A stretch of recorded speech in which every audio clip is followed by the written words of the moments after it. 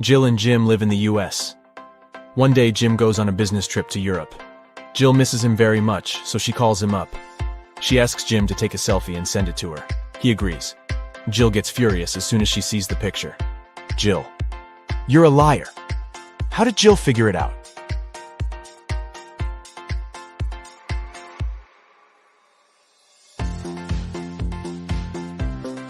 Europe and the US are in different time zones, but in Jim's photo, it's noon. That's American time. He never left the country. Can you find a zombie in this picture?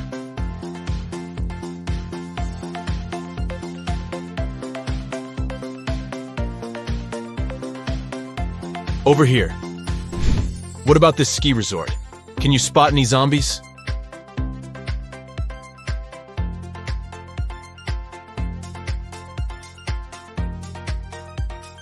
Hello? And now let's see if you can find a zombie in this amusement park.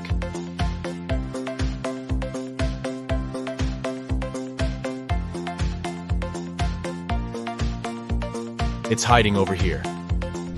The biggest bank in town was robbed last night. The local police investigate this case and find 2 suspects. They go to search their houses.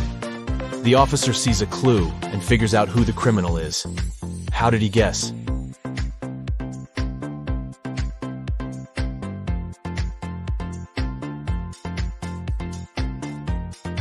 Let's take a look at the walls. There's the same picture in both houses, but this one is hanging upside down. There's probably a stash behind it. Busted. A teacher has 21 colored pencils. 7 red, 7 yellow, and 7 blue. She needs to divide them into 2 piles so that one pile would have 3 times fewer red pencils than the second one. And the second pile should have 2 times fewer yellow pencils compared to the first pile. How many blue pens would be in each pile?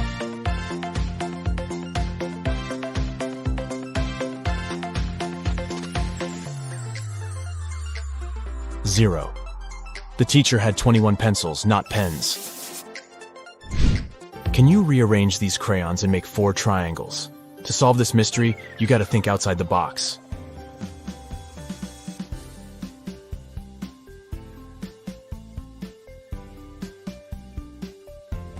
Here's the correct answer. Let's make the task a little harder. Can you remove just 2 crayons to make 2 squares? Ready to see the result?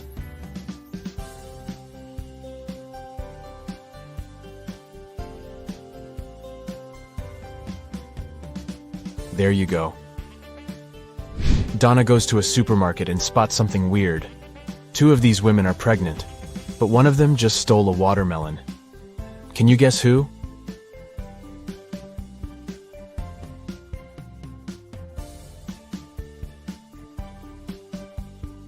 It's the third lady. She's wearing high heels, not what pregnant women would wear to a grocery store. Kitty wakes up in a creepy basement. She needs to open this door to escape. Can you guess the right order to press the buttons?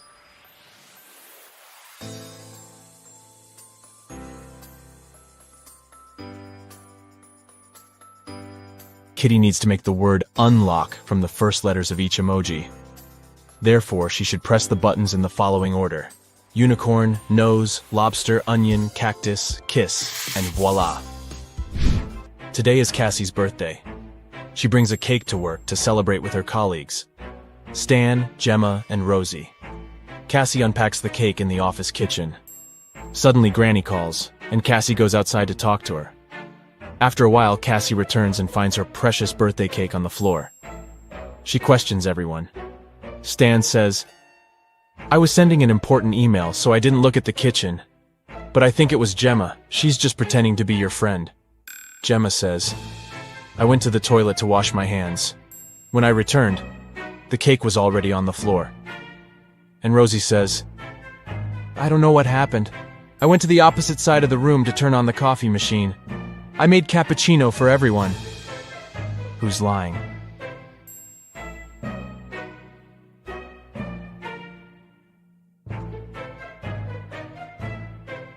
The coffee machine is off, and all the coffee mugs are empty.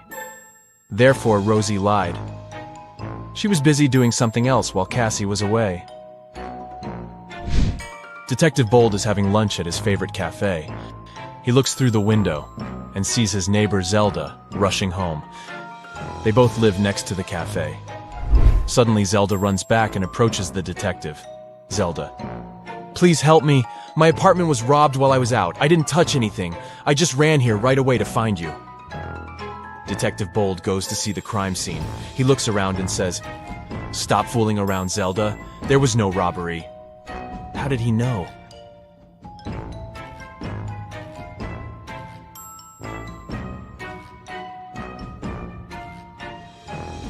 Take a look at this umbrella. Zelda carried it with her when she was rushing home, but she told the detective that she didn't touch anything at the crime scene. She just threw her stuff around the room to make it look like a robbery. Take a look at this fancy group of people. One of them is a real vampire. Can you guess who?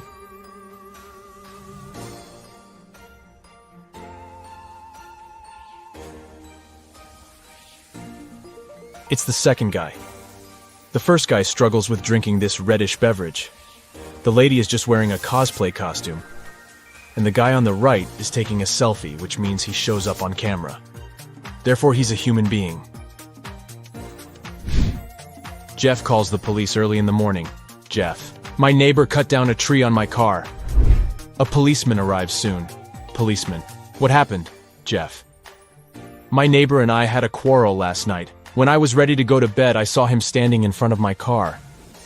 In the morning, I went out to drive to work and saw this. My car is pretty old, but he still has to pay compensation for the damage." The policeman questions Jeff's neighbor. He says, "Jeff is a bit weird. He's always trying to start a quarrel for no reason. I didn't touch the car. I was sleeping all night long." The policeman examines the car and immediately realizes which of the neighbors was lying. Who cut the tree down? Can you guess?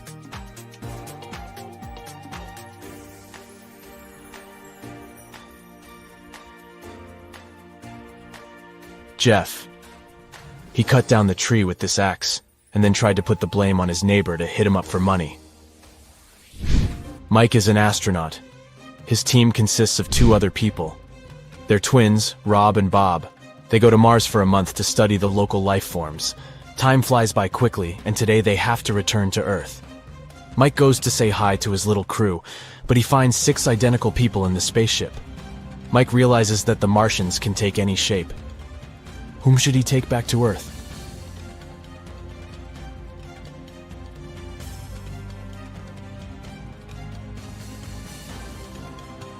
This astronaut has 3 fingers. This guy's hair color is different. This imposter has forgotten to put on human ears. And this guy has different eye color. So the real Bob and Rob are over here. What's wrong here?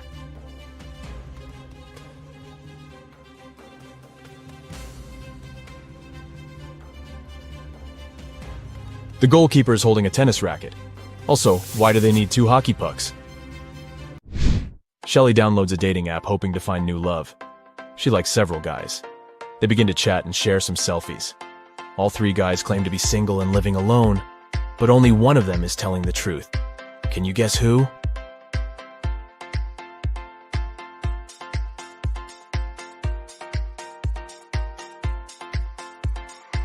The first guy sent Shelly a selfie from his bathroom.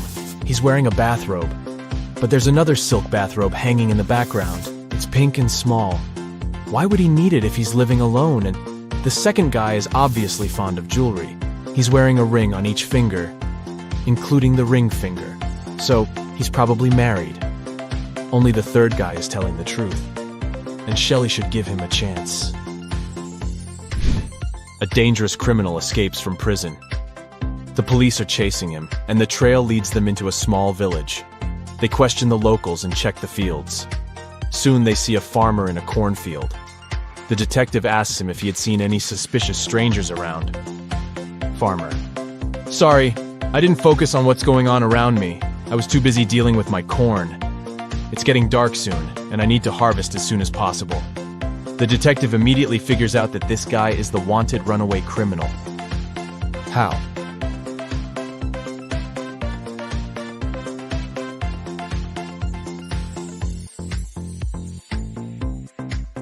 Corn is not harvested like this, so he can't be a real farmer. Can you see any odd details here?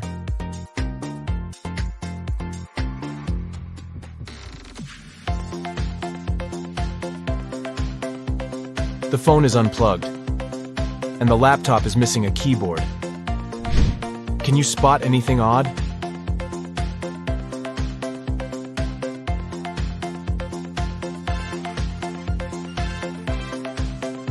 Take a look at this guy. His fishing style is pretty weird.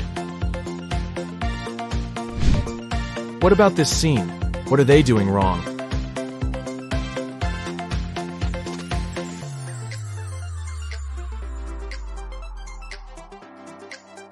This lady is skating on the pavement.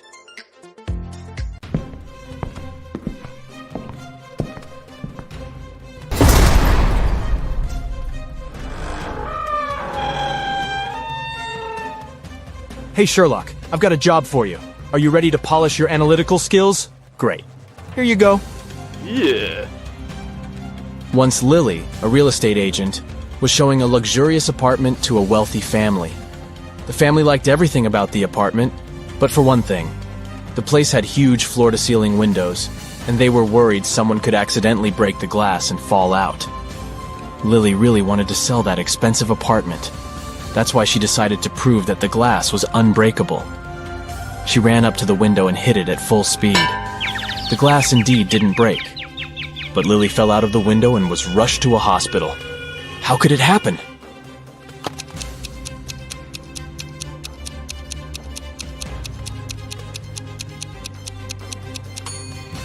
The glass didn't break, it simply popped out of its frame. One day, Detective Morris decided to have a walk in the park. In the middle of his stroll, he got a call from his assistant. It turned out that a huge pile of plastic on the outskirts of the city had disappeared overnight. The detective rushed there, and guess what? The information was true. But the most bizarre thing? There were no tire tracks or any other marks around the place. But then, how could the thief transport so much plastic without using a vehicle? Suddenly, Detective Morris noticed some weird footmarks. Can you help the man understand who they belong to?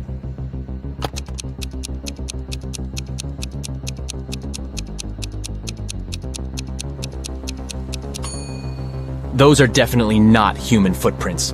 They might belong to an animal or some other creature. The case is getting weirder by the minute. Detective Morris was wandering around the city for hours looking for clues. Soon his assistant informed him about the disappearance of yet another pile of plastic. At the crime scene, the detective found the same footmarks. The expert he had asked to examine the photos and samples replied that the footprints didn't match any other in her extensive database. She even suggested that they could belong to an alien. But why would aliens need our plastic? Morris decided to prevent the next crime. He went to the outskirts of the city again and spotted 2 piles of garbage. Look at them attentively. Which one might aliens want to steal?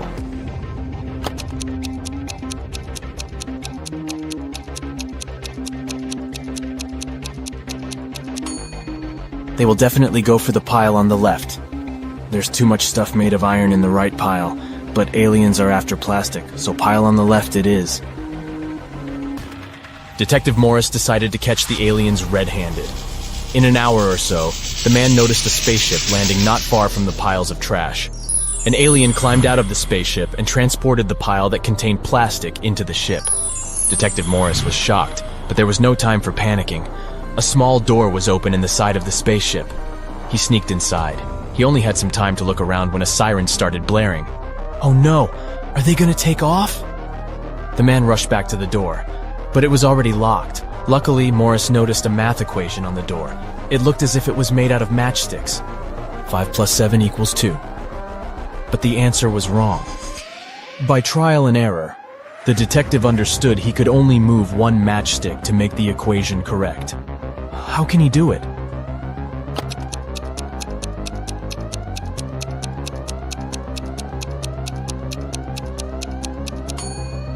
Detective Morris moved this matchstick and got 9 - 7 = 2. The door opened, and the man ran for his life. But the main question remained unanswered. Why did aliens need our plastic? Write your ideas in the comments below. Now look at these animals on the screen. A cat, a camel, a cheetah, a chicken, a crocodile, and a pig. Which animal doesn't belong here?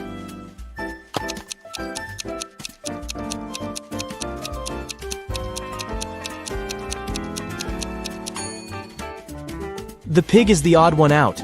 It's the only animal whose name doesn't start with the letter C. Did you get it? Nice job! Look at these 6 glasses. The first 3 are filled with water, while the other 3 are empty. How can you arrange them so that they alternate in a full, empty, full pattern if you can only move one glass?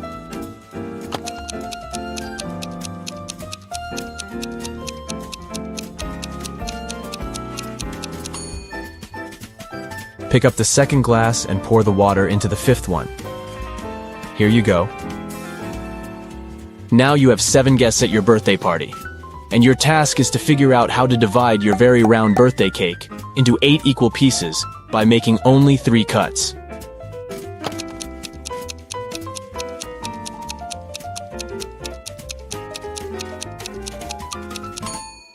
First of all, you need to cut your cake vertically in the middle of the cake to divide it into 2 equal pieces.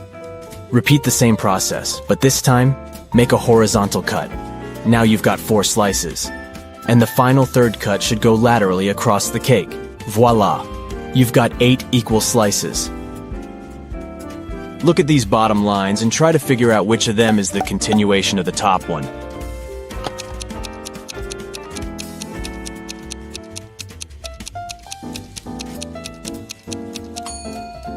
It's this line on the left, see? You've been kidnapped by an insane scientist who's going to test his new protective cream on you. After covering you with this lotion, which you absolutely don't trust, he offers you to choose one of the 3 containers he'll then throw you in. One of the containers is filled with radioactive waste. In the second container, there is an acid that can eat even through metal. And the third one is filled with lava from the largest volcano on Earth that erupted a year ago. Which container should you choose?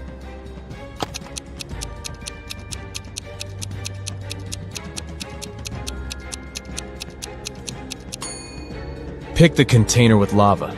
If the volcano erupted a year ago, the lava must be already solid. Look at these prisoners. Can you figure out who came from the future?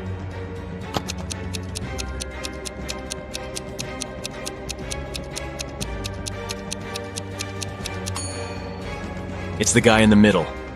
Unlike the other 2 men who are dressed like people were in the past, he's wearing modern clothes and cool sneakers. A terrible virus broke free from a laboratory, and now all animals and plants on Earth are mutating at a horrifying speed. Uh-oh. You've been trying to find the solution, but instead got trapped in the laboratory where it had all started. There are 3 doors you can escape through, but behind the first one, there is a bunch of aggressive flesh-eating cacti. The second door hides hundreds of venomous bees, and the third door prevents an attack of fire-spitting dragon-like monsters. Which door can lead you to freedom?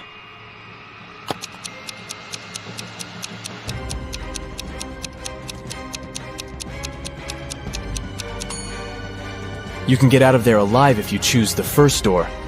Even though the cacti eat flesh, they're still plants and can't move, so you can easily get around them. You're trapped in a room that's steadily getting filled with water coming from a tap in the wall. There are no windows in the room and the door is blocked. You have a mop and a big bucket. What can you do to survive? Yep, you don't have any options in this riddle, so think of your own way to get out of this situation.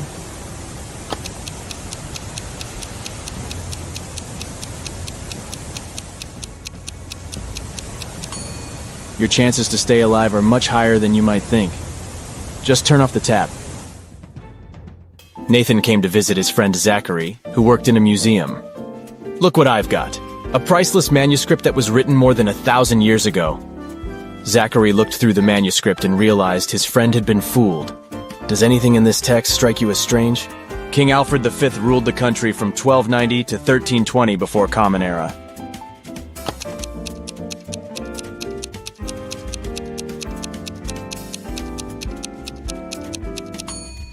If we talk about the dates before the Common Era, they should be in reverse order.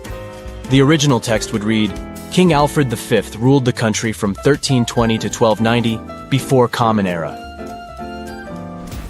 A villain has caught you, and now he lets you choose in which cage he will keep you. You can get out of the cage only through the lid in its ceiling. But on top of the first cage, there is a nest of venomous snakes. Boiling water is on top of the second cage. And on top of the third cage, there is a hungry lion. Which cage should you pick to be able to escape when the villain falls asleep?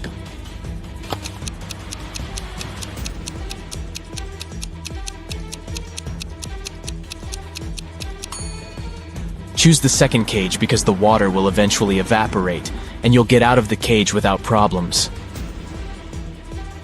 You're locked in a small room without windows and just one door. To get out of there, you need to crack this riddle. 1, 2, 3 equals 5, 3, 2, 1 equals 9, 2, 1, 1 equals 4, 1, 1, 2 equals 3, 1, 3, 2 equals? How fast can you get out of the locked room?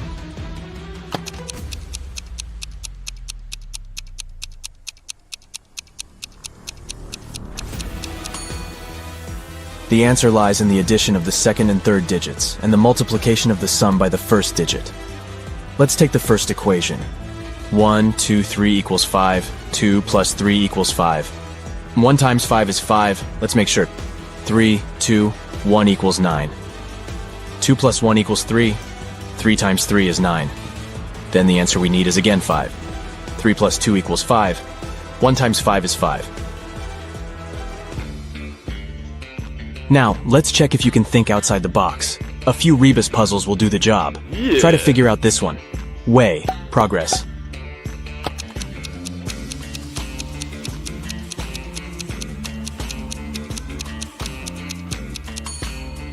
It means progress underway. How about this one? Noon. Good.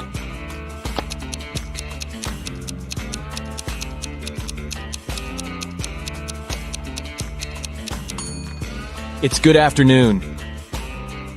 Pay attention to the arrangement of the letters. C, L, E, A, N. Do you think you can figure it out?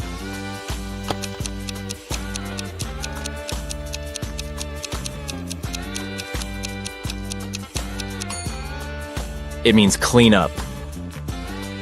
What word or phrase can you see here? Give, give, give, give.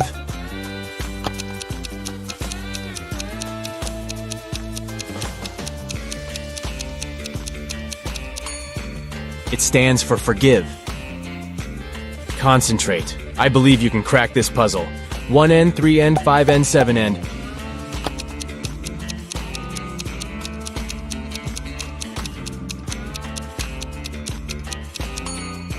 This rebus hides odds and ends. Try to figure out this one. Stay 4NCE.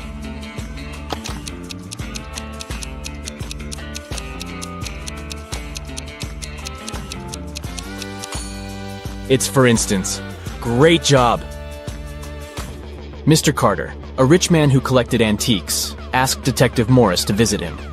When the detective arrived, the collector said, "I've just got a precious statuette, but I need to go away on business for a week, and I'm afraid someone will break into my house."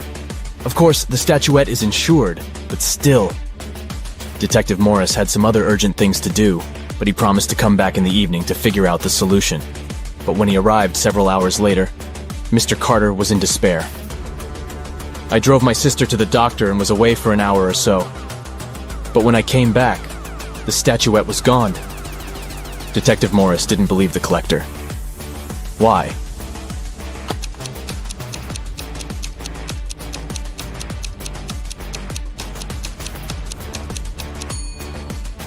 When he left the house in the afternoon, he noticed an apple lying in front of the left part of the gate. It's still there. But for a car to drive through, both parts of the gate have to be open. This means that Mr. Carter lied about leaving his home by car. Several gold bullion bars were stolen from a bank. The police had a few suspects. But when they arrived at the main suspect's house, they realized they had forgotten to bring a warrant. The man told them he wasn't going to allow them to search his house. "Come back with the warrant and we'll talk." An hour later, the police officers came back with the needed documents. They thoroughly searched the house and the garden, but didn't find the gold. Suddenly, one of the officers exclaimed, "I know where he hid the gold." Have you figured it out too?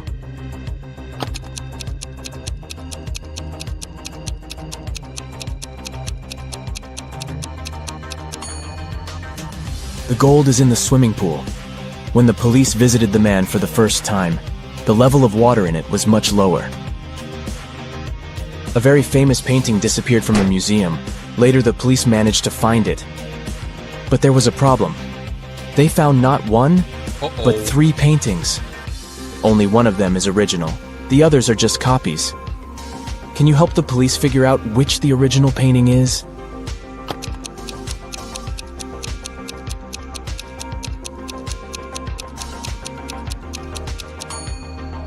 It's the one with the brown frame. Take a look. All frames in the museum are made in the same style. You've got accepted to the best school of witchcraft and wizardry. One of the classes you have to attend is about transforming into animals. There are 3 professors who teach this class. Each of them specializes in transforming into a certain animal. Look at your professors and try to figure out what kind of animal each of them turns into.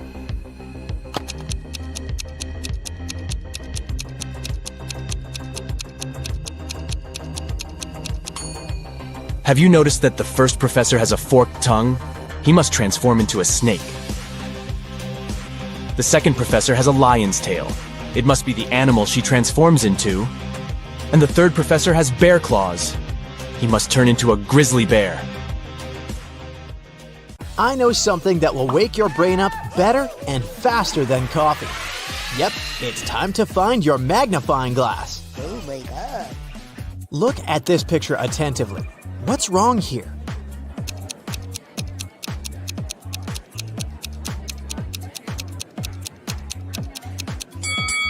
Each of these 4 people has a slice of pizza in their hands, but only 3 pieces are missing from the pizza box. You have 3 jars that are all mislabeled. One jar contains apples, another contains oranges, and the third jar contains a mixture of both apples and oranges. You are allowed to pick as many fruits as you want from each jar to fix the labels on them. What is the minimum number of fruits that you have to pick and from which jars to correctly label them? Yeah.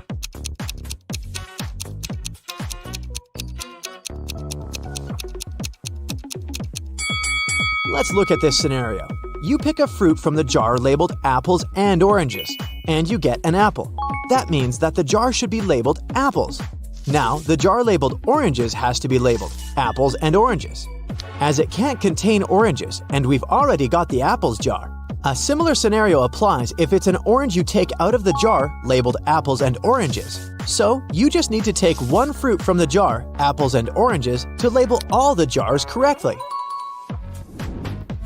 A farmer once challenged an engineer, a physicist, and a mathematician to fence off the largest amount of area using the least amount of fence. The engineer shaped his fence like a large circle and said it was the most efficient way. The physicist made a long line and said that fencing off half of Earth was the best.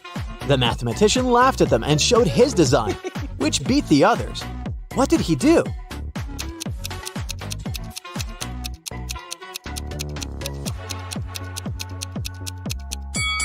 The mathematician made a small circular fence around himself and declared himself to be on the outside. Every day after work, Jack arrived at the train station at 5 p.m. His wife left home in her car to meet him there at exactly 5 p.m., picked him up, and drove him home. One day, Jack got to the station an hour early and started walking home. He was walking until his wife picked him up along the way. They got home 30 minutes earlier than usual. How long was he walking?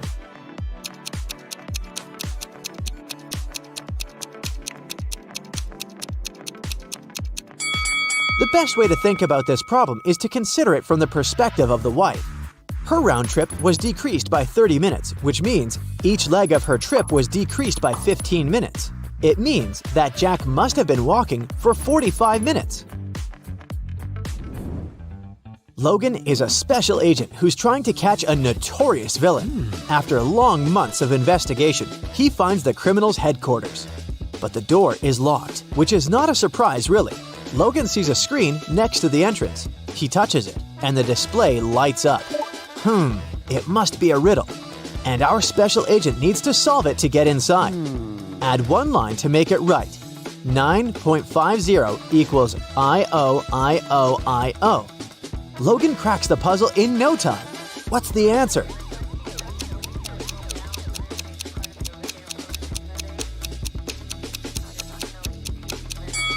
$9.50 equals I-O-T-O-I-O. Oh, yeah. The door opens and the man steps into a dark corridor. After walking for some time, Logan notices another door. A code lock again! The man also spots a calendar hanging on the wall. At the bottom, there are several letters, M, F, W. After connecting the dots, the special agent figures out the code. What is it?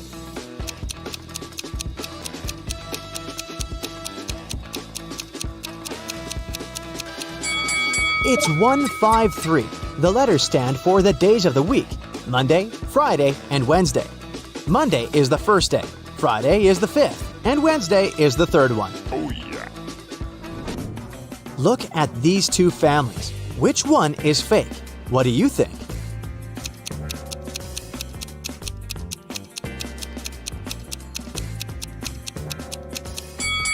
Well, the family on the right has weird dietary habits. They allow their son to eat the whole cake on his own. But maybe they just don't care about healthy eating. The family on the left, though, seems to be perfectly fine. But have you spotted a USB port covered by the necklace the mother of the family is wearing? She's a robot, and all this family thing is just a joke. Now, look at these prisoners. Who is more likely to escape?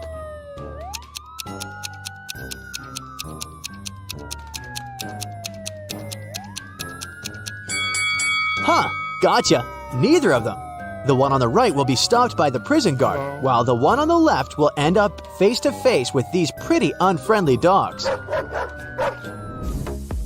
How about these girls? Which one lacks common sense?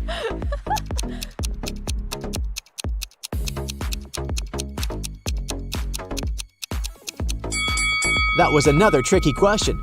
Both of them aren't the brightest bulbs in the chandelier. The one on the left is going to post a photo of her credit card on her social media. And the one on the right is going to share the details of her ID and plane ticket with her followers. That's incredibly unsafe. Oh my god! It was the first day of school when the principal's wallet went missing. There were 3 suspects: the gardener, the math teacher, and the coach. Oh no! Here's what they said. The gardener was mowing the front lawn. The math teacher was checking the surprise test he'd given his students.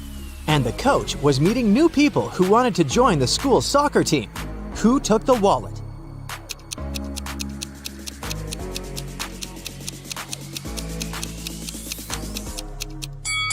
It was the math teacher. No one gives surprise tests on the first day of school. Look at these women. Can you figure out which one isn't pregnant?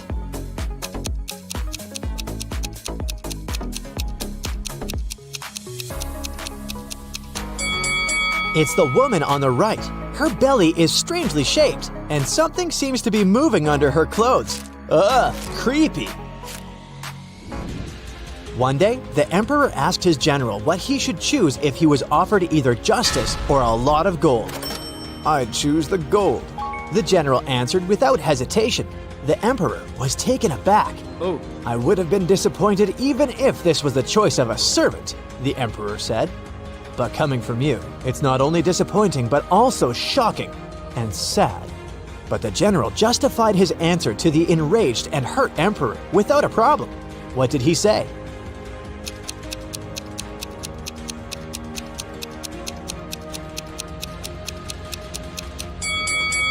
He said that people asked for what they didn't have.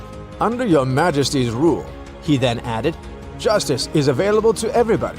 But I am a spendthrift and always short of money. That's why I said I would choose the gold."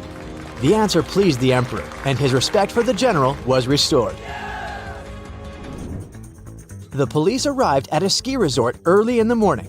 At night, someone attacked the manager of the hotel, and he was taken to a hospital, still unconscious.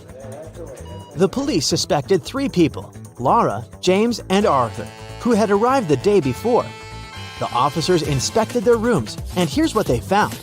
Look at these things attentively and try to understand who attacked the manager.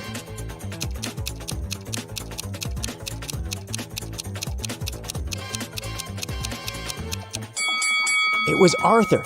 Look, he doesn't have any warm clothing, which means he didn't come for skiing. Allison is a big boss in an international company. One day, she's hurrying to an important meeting when she notices the documents she needs haven't been printed out, but she's asked at least 3 of her subordinates to do it. Ian says he's just returned from the supermarket because they've run out of coffee beans. Robert claims he's been terribly busy drafting a new contract. And Alice answers she's been in the kitchen preparing snacks and making coffee for the meeting. Who's actually forgotten about the task and is making up excuses at the last moment?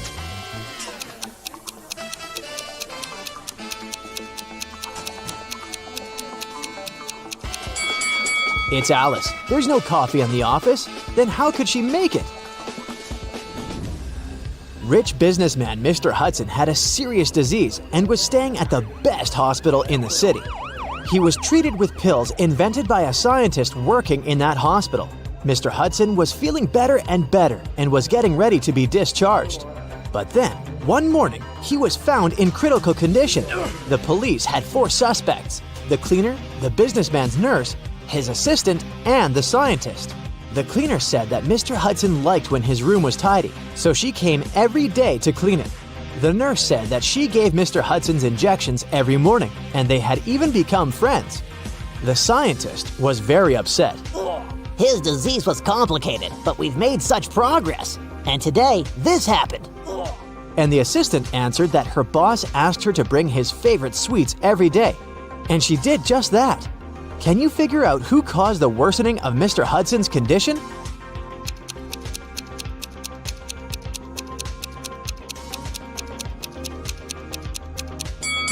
It was the nurse.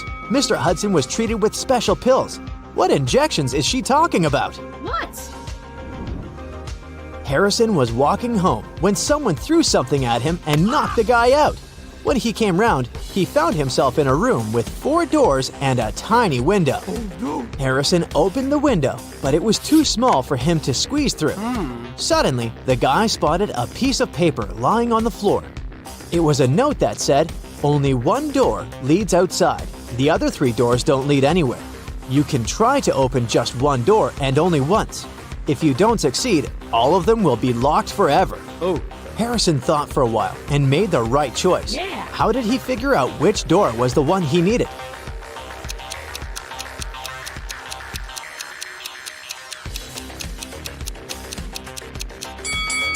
He opened the window. This created a draft. The guy checked the keyholes and felt some cool air coming from one of them. It was the door to freedom. Detective Sheldon Copper was resting at a beach resort when an unpleasant accident happened there. Someone pushed elderly Mrs. Stevenson into the swimming pool when there was no one around. But this someone didn't know the lady was once the best swimmer at her university, and she never stopped practicing. So it wasn't difficult for her to cross the swimming pool and get out of it at the other side. Sheldon asked the lady if she had seen the attacker. She didn't, but she was sure it was someone who knew she'd just received a huge inheritance. The detective needed to talk to 3 people. They were Mrs. Stevenson's son, Terry, her granddaughter, Gloria, and her niece, Judy. Terry said, "These days, I've been very busy. Something urgent came up at work. I don't even have time to leave my room to go for breakfast or dinner." Gloria asked Sheldon to keep her secret. She was seeing a waiter she had met at a beach cafe. If her relatives found out, they would be furious. And Judy told Sheldon she'd taken a car to go shopping in the city center. Who's lying?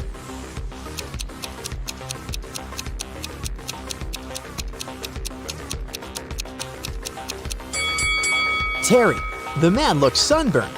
But how can it be if he hasn't left his room for days?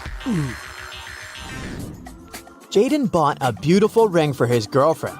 He wanted to propose to her at the weekend. He left the ring on his desk at home and went to work. But when he got back in the evening, he didn't find the ring. Only his 3 sisters were at home that day, and none of them liked his girlfriend. He went to question each of them. Mia was in her room. She said she'd spent the whole day there painting the walls. Emily was in the kitchen. She answered that she'd been cooking a birthday cake for her friend. And the youngest, Nora, was in the garden. She said she'd been planting roses. It didn't take Jaden long to figure out who had taken the ring. Do you know who it was?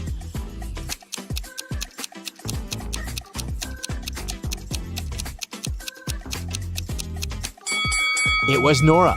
She looks too tidy for a person who was supposedly spending the entire day in the garden. What? Plus, she doesn't have any gardening tools. The best player of Julian's volleyball team disappeared right before the game.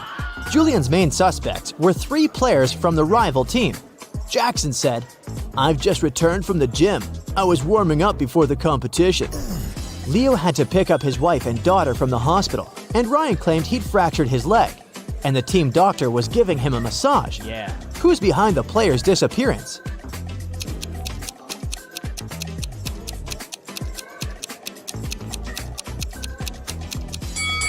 It's Ryan. Getting a massage when your leg is broken? Really? Can you figure out the answer to this rebus riddle?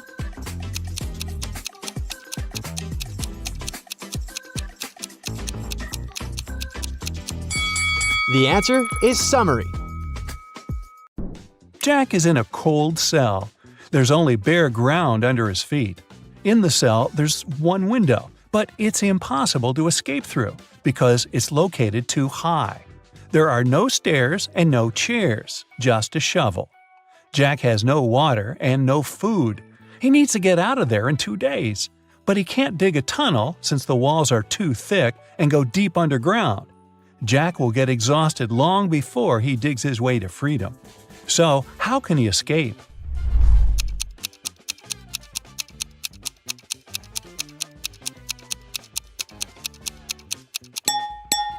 He needs to dig a large hole in the ground and use the dirt to make a small hill. He can then climb it and reach the window. Marty walks around an IT university building. 3 people are following him and discussing something. Marty enters the Hall of Holograms. People walk inside too. Marty sits down on a chair. As for the 3 people, they go on the stage, still talking. Some of them are holograms. But who?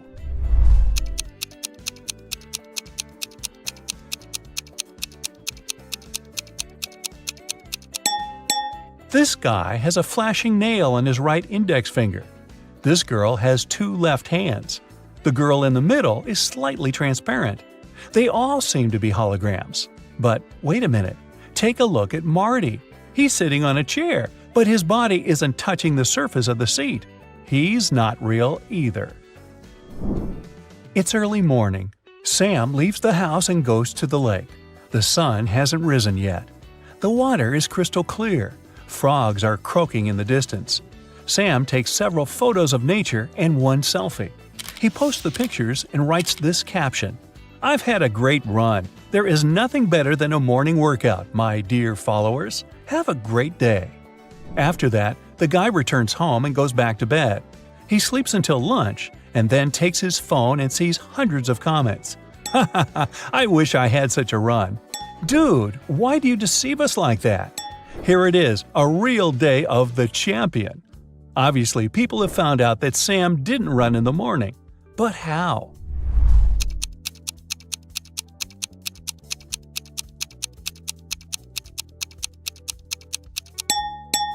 He wrote that he had just had a run, but his face isn't red and he isn't sweaty at all. There are 4 different countries on one distant continent. Each of these countries has its own emblem with one simple symbol. The same number of people live in each of the countries, 9 ordinary citizens and 1 monster. 1 queen, 1 king, and 1 prince. 2 jesters sometimes drop by these kingdoms. What is this continent?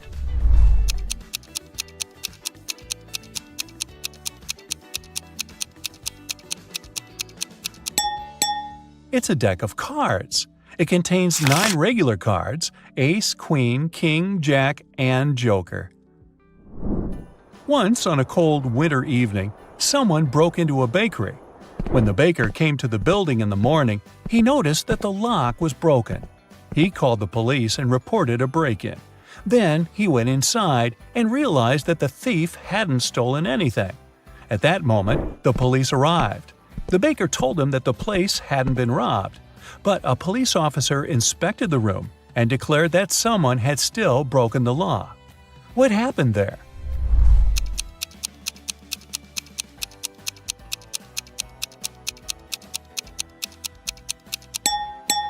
There are almost imperceptible footprints leading to the pantry. The thief must have hidden there to wait for the baker to receive the day's earnings. Mickey has been wandering in a desert for several hours. He's tired, thirsty, hungry, and sleepy. He notices a big house standing on the hot sand. Mickey goes inside and sees a massive block of ice in the center. Someone must have put it there for a reason.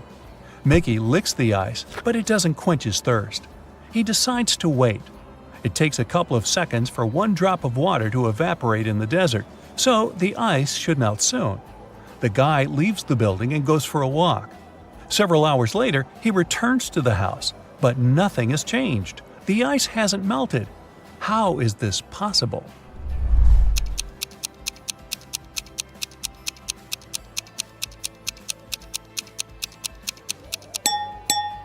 There are air conditioners on the ceiling.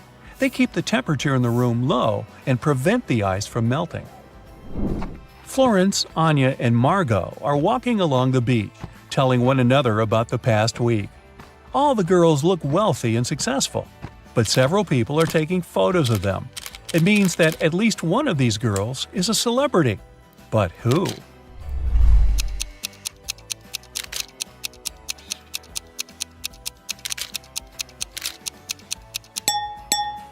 It's Anya. Look, that guy is wearing a t-shirt with her face on it. Marcus is leaving a large shopping mall. He pulls his phone out of the pocket and accidentally drops it. Oh no, the screen is cracked. Marcus gets into a taxi and goes to a phone repair service. He sees dozens of shops. Each of them offers its own services. Battery replacement, the best service in the city. Let's fix your microphone, and dozens of others. Help Marcus choose where to go.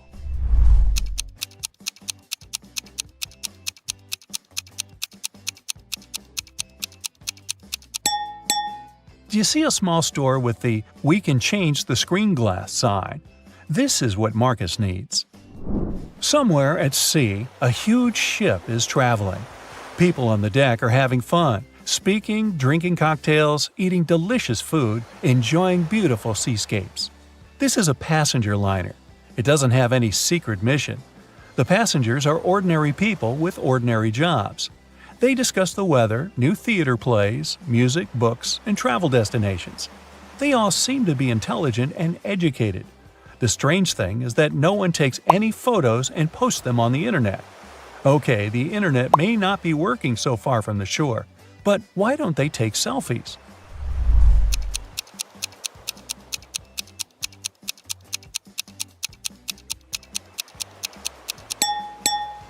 Who said this cruise was taking place nowadays?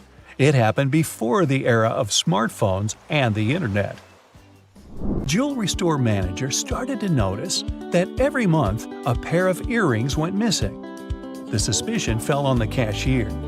The first time it happened, she was forgiven. The second time, the sum was withdrawn from her salary. The third time, the manager fired her. But the theft happened for a fourth time. When it occurred once again, the manager decided to go through the security camera footage. Here are some of them, made in May, June, July, August, and September. Do you see anything suspicious?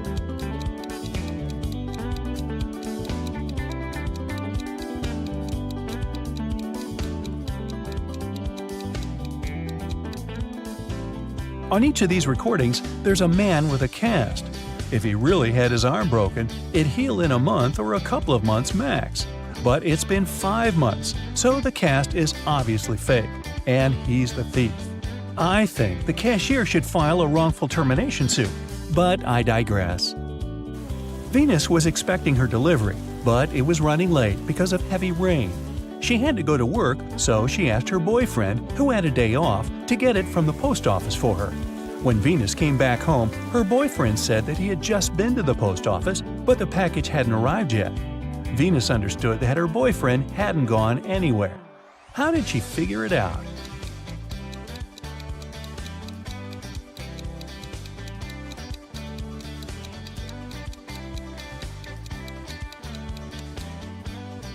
It's been raining all day, but the spot under the car is dry, which means no one's used the vehicle during the day. Dr. Roberts, one of the best surgeons in the country, came to his insurance company and said that he had been robbed right in the street. The assistant asked if Dr. Roberts remembered any specific details about the robber. The surgeon said that he couldn't recollect anything because the robber had been fast. Plus, since Dr. Roberts had extremely poor eyesight, he hadn't seen him clearly. The assistant refused to proceed and said that Dr. Roberts was lying and hadn't been robbed. Why didn't he believe Dr. Roberts?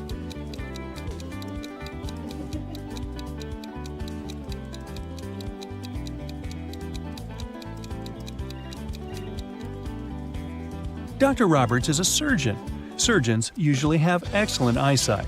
So why did a highly paid surgeon need the insurance money?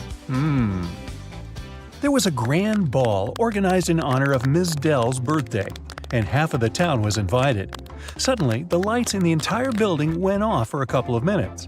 When the lights came back on, Ms. Dell's beautiful diamond earrings were missing. The main suspect was her distant cousin, Sylvia. But the girl said that she had been in the bathroom fixing her makeup.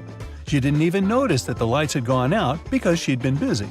Who is lying, Ms. Dell or Sylvia?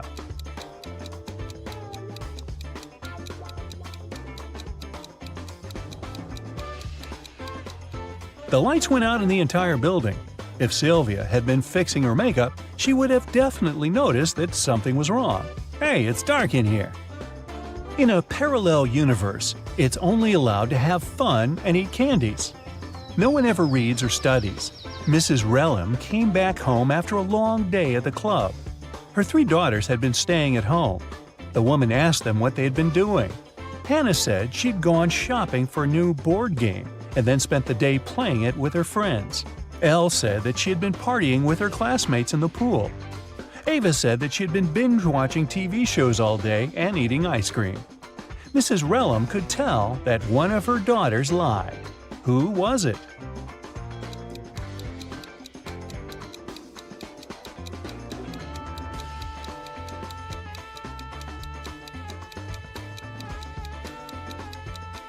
It was Hannah. Look, the board game she bought is unpacked. She couldn't be playing it. 4 friends were driving to New York City for the weekend. The music in the car was on and everyone was in a good mood, so the driver got distracted and got in a car crash. A police officer arrived and started an investigation. He asked the guys who had been driving, but no one wanted to take the blame. Then the officer inspected the car. Can you tell who was driving?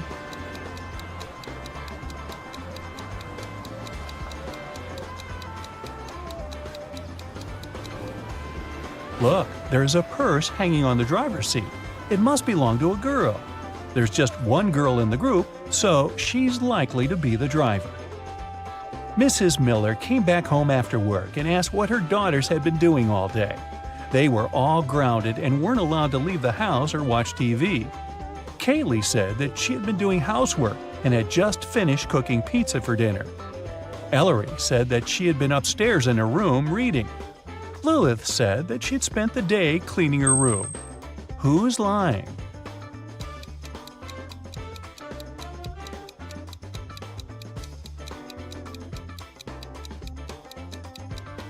It's Kaylee. She said that she had made this pizza herself. But why is there a pizza box in the garbage? She ordered the pizza and was probably doing something else instead. It was a cold fall day. Mr. Jones was at home drinking tea and reading his newspaper. He also peeked out of the window from time to time. There, 4 teens, Mark, Davin, Bexley, and Penny, were having a picnic. Suddenly, a ball broke the window of his living room. The teens started to pack their things. They didn't want to confess who had done this. In the evening, Mr. Jones got a note, but inside there was just a question mark. Do you know who broke the window?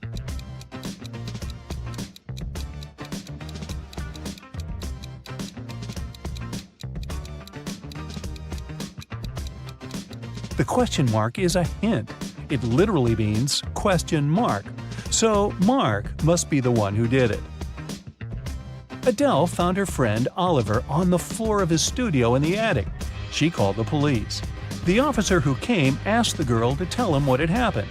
Adele said that she had been walking past Oliver's house and noticed that the lights had been on. She came up to the window, peeked inside, and saw him on the floor. She called the police and ran into the house. The police didn't believe her. Do you?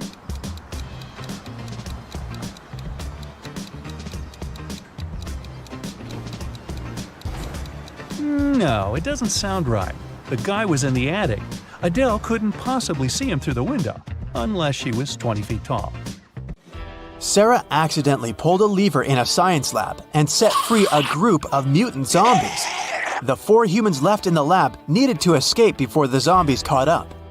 To do so, they needed to cross an old rope bridge hanging over a massive gorge. According to the professor's calculations, the zombies would catch up with the lab team in 17 minutes. They needed to get everyone across the bridge before that. Sarah was the fastest one in the group. She could cross the bridge in 1 minute. The lab assistant, Dawn, could cross it in 2 minutes. But the janitor and the professor were way slower. The first needed 5 minutes, and the second needed 10 minutes to get to the other side. They also only had 1 lantern left. How could they arrive at the other side safely if the bridge could only hold 2 people at a time and each group needed to carry the lantern to illuminate the way?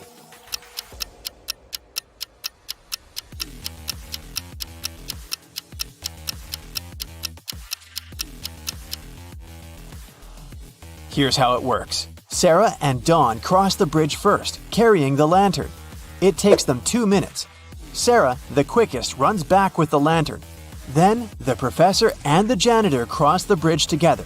It takes them 10 minutes. In total, it takes 13 minutes. Dawn grabs the lantern from them and dashes across the bridge to help Sarah get across. With 2 minutes left on the clock, Sarah and Dawn get safely to the other side, just in time to cut the rope and save their lives. Helena finally got herself a new guitar. She wanted to start playing it right away, but she had to go to school. She locked the instrument in her room and left. When she got home that evening, the guitar was gone. She knew it must have been one of her family members, as they were always playing pranks on each other. So she questioned each of them. Helena's mother said she hadn't even seen the guitar the girl had bought. Her dad said he'd seen it when he'd passed by Helena's room, but swore he hadn't done anything to it. Her brother said he hadn't gone upstairs the whole day, so he hadn't seen the guitar either. Helena solved the mystery right away. Can you figure it out?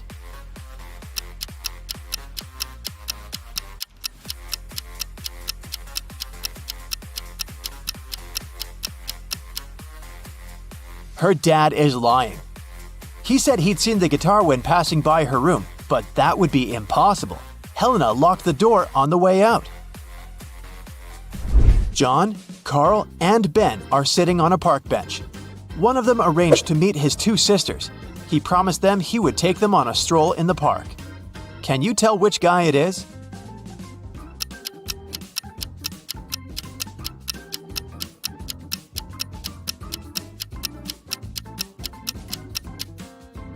It's Ben. Look at his wrist. He's wearing 2 bracelets, probably made by his younger sisters. Josh was walking in a forest at night and came across an old castle. He was curious, so he found a way to sneak in and started walking down a corridor. Pretty soon, he met 3 cloaked figures. When Josh asked them who they were, they said they were 2 werewolves and 1 vampire. The trio told Josh that he had made a bad choice coming inside the castle. They said they wouldn't leave him unless Josh outsmarted them. Josh had to guess who the vampire was. According to the rules, he was only allowed to ask each of them the same question, and the question couldn't be, "Are you a vampire?" After a few minutes of thinking, Josh asked, "What's your eye color?" He guessed who the vampire was and was allowed to leave the castle. Why did he ask that? And how did that question help him?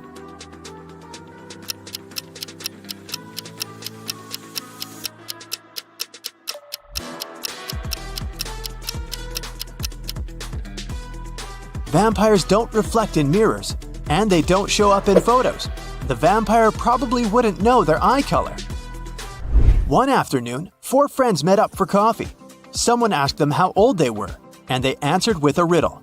They said Mia was 3 times older than Anna, but 3 years ago, Anna was younger than Claudia is now, and Olivia is twice as old as Anna. So, can you put the girls in order according to their age?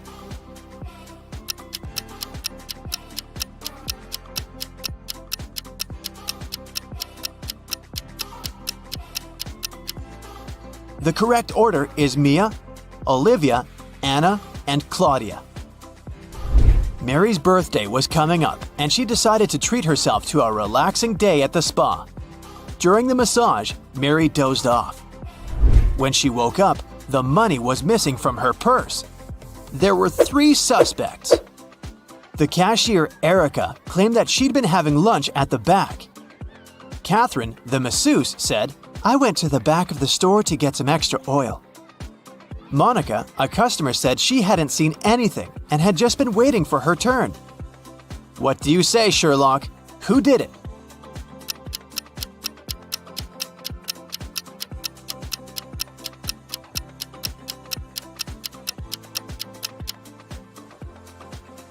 The culprit is Catherine, the masseuse. She must have waited for Mary to fall asleep and then took her things. Look at the stash of money hidden behind the oils. Susanna was walking down the street when she saw a small dog. It looked as if the dog had just run away, so she picked it up and started searching for its owner. She walked into an office building. There were 3 people there. Susanna knew immediately who the dog's owner was. How did she figure it out?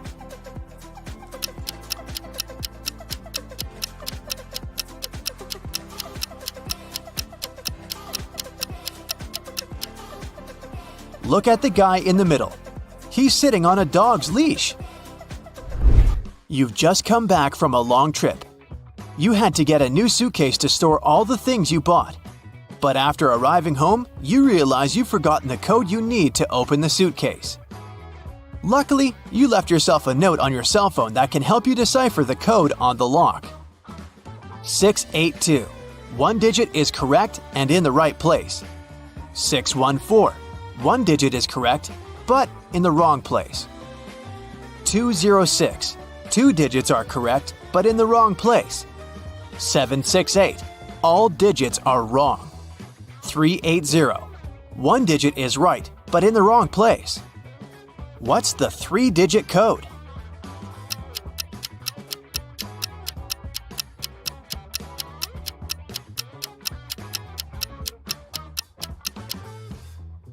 (042). One morning, Detective Smith arrived at the jail where 3 men had escaped from their cells. The prisoners could neither see nor talk to each other, but they managed to organize their escape together. They visited the same shower room, but only one person was allowed to come in at a time. How did they manage to communicate?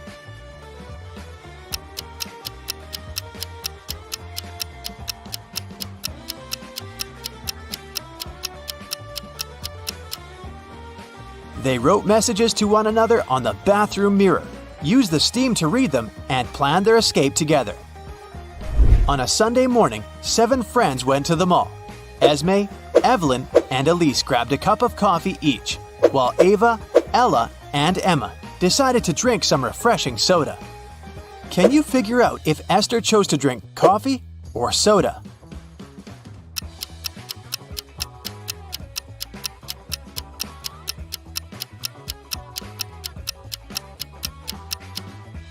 Esther is drinking coffee. The secret to figuring out the answer is in the girls' names. Esme, Evelyn, Elise, and Esther all have two-letter E's in their names. In the afternoon, 3 people visited Tessa's clothing store. These 3 people were the only customers she had that day. The first person bought a belt and a purse. The second person bought a dress. And the third customer got a hat. One of them was a criminal, and Tessa reported them to the police immediately. Who was the criminal, and how did Tessa know?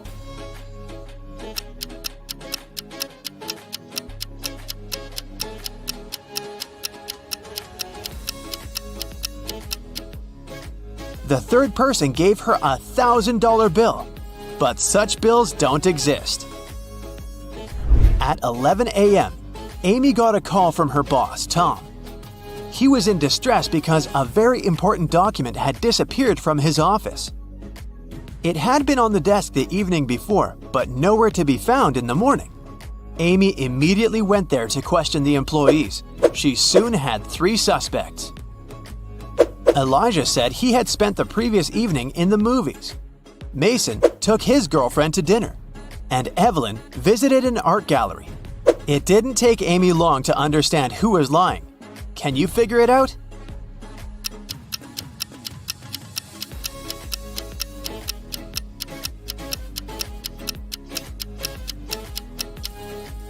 It was Elijah. Take a close look at his ticket. It isn't torn, which means he didn't really go to the movies. 2 influential media moguls are having lunch at an expensive restaurant. They're discussing the merger of their companies. The transaction amount is several $billion. They're whispering since the terms of this deal are top secret, and they suspect that someone can hear them. And they're right. Some curious people are eavesdropping on the conversation between the 2 businessmen. Try to find them.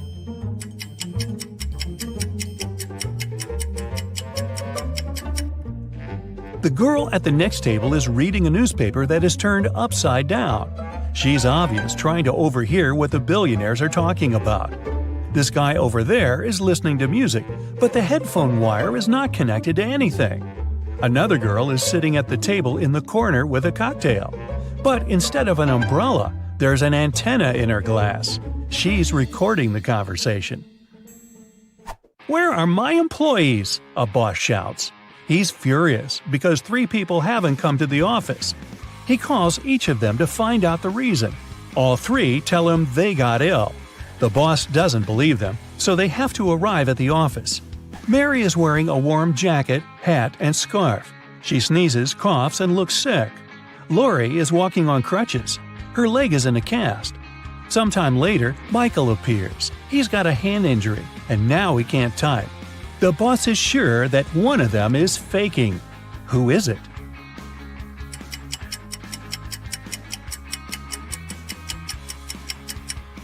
Mike's left arm is broken, but his phone is in his left pocket.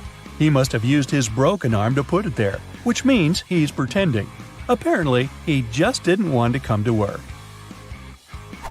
Jerry is walking through the woods. He's cold, hungry, and lost. The guy takes a few steps and stops because he hears something. He goes toward the source of the sound and finds a large clearing. There are 3 houses. Which one should Jerry enter?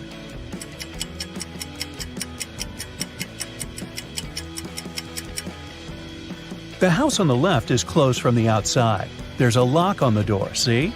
The house on the right seems safe, but look at these footprints leading to the door. These are wolf paw prints. Jerry should choose the house in the middle.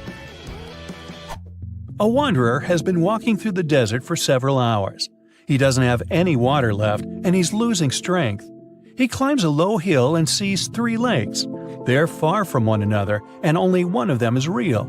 Help the wanderer distinguish the reality from a mirage.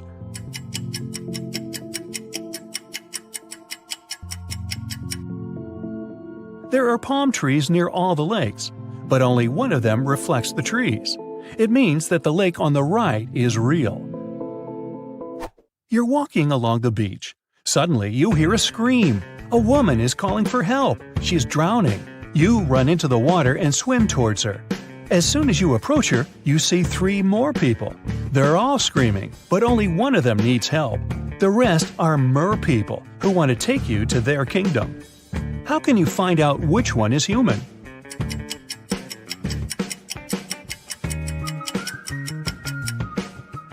Dive under the water to see who has a fishtail.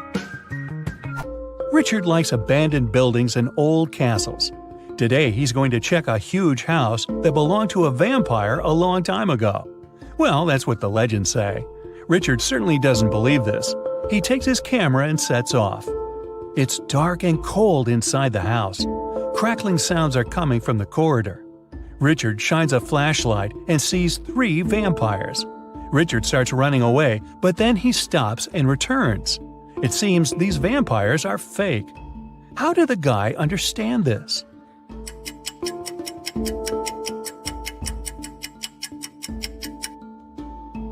There's a mirror on the ceiling above the first vampire, and he gets reflected there.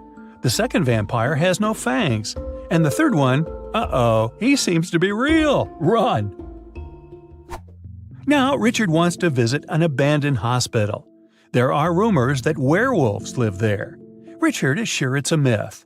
He's walking around dark hospital wards all night, but finds nothing. He's about to leave, but 4 men block the exit. They are howling and growling. Which of them is the real werewolf?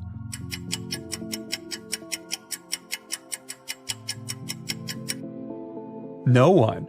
The full moon is shining through the windows, but these people haven't turned into monsters. But still, Richard runs away. It seems these guys are really crazy.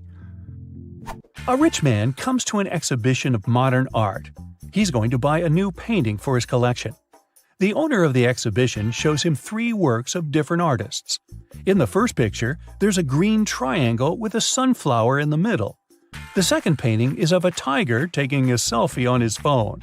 In the third picture, there's a flying house. The collector is sure that one of the paintings is fake. Which one?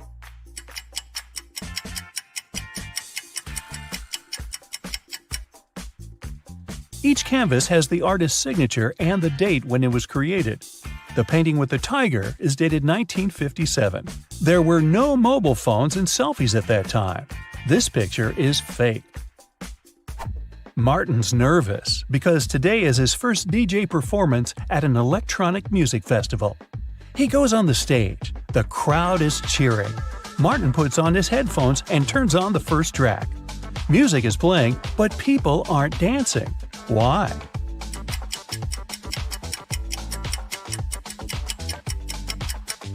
The music is only playing in the DJ's headphones. Martin hasn't connected the wire to the speaker, see? Oliver is walking in the rain. Suddenly, he sees a woman without an umbrella or hat. But she's not getting wet at all. How is this possible?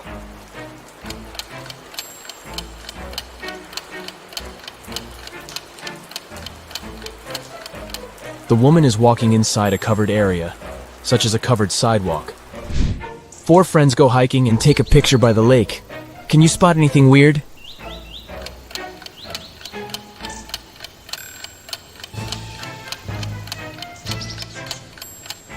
This guy doesn't have any reflection in the water.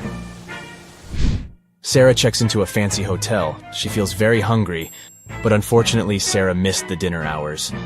That's why she calls room service and orders a vegan dinner set. 15 minutes later, someone knocks on her door. She looks through the peephole first. Sarah. Oh great, a fake waitress! How did she know?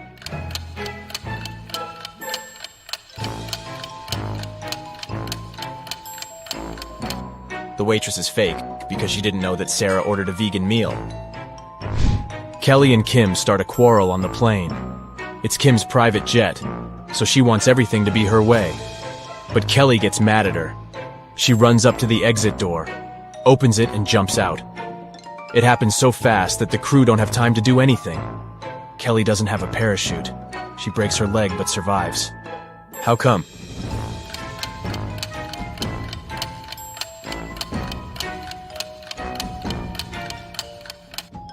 The plane had already landed. Nick is driving down the road and his car runs out of gas. He sees a cabin in the woods and decides to ask for help. When he gets there, he finds 3 people inside.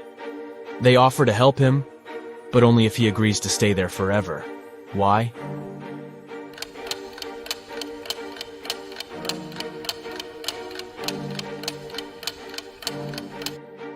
Nick stumbled upon a group of runaway criminals.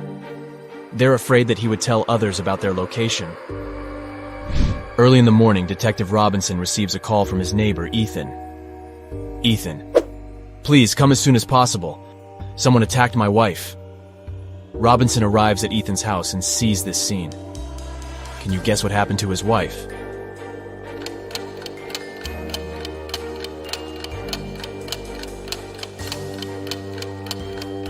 Take a look at the calendar on the wall. They pranked the detective because it was April 1st. The city has been taken over by zombies. Let's take a look at this group. Only one of these zombies is a male. Can you guess who?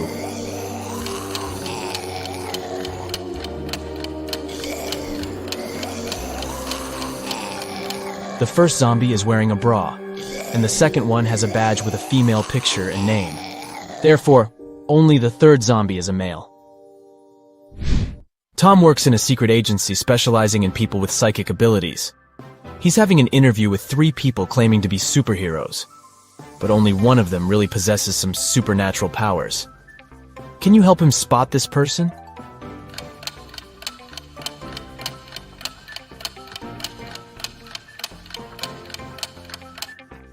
Take a look at the third lady. She's holding her phone with the power of her mind without even touching it. Stella and Bella go on vacation. They take 2 pictures on the beach. Can you spot 10 differences between them? You can pause the video if you need additional time. Ready to see all the 10 differences?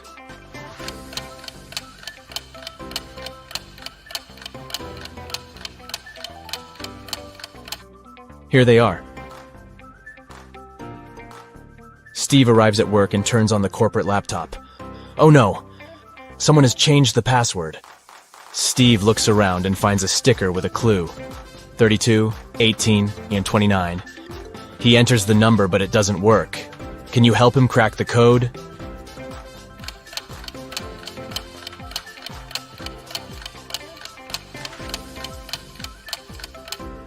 Steve should literally enter 3 2s, 1 8, and 2 9s through underscores.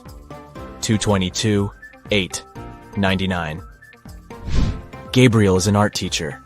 He enters the studio to check his students' work. One of these people is a ghost. Can you guess who?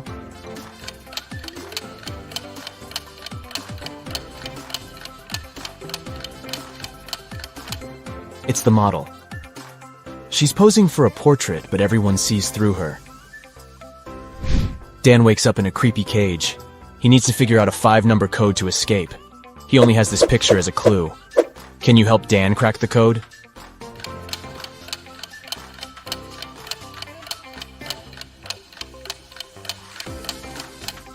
To solve this mystery, we need to count the number of legs that each object in this picture has. The human has 2 legs, the fish has 0, the ladybug has 6, the dog has 4, and finally the spider has 8 legs. So the correct code is 20648. Alex went hiking and got lost in the woods. The sun had already set when he finally found a road. 3 drivers stop and offer him a ride to the nearest village. Can you help Alex choose the safest option?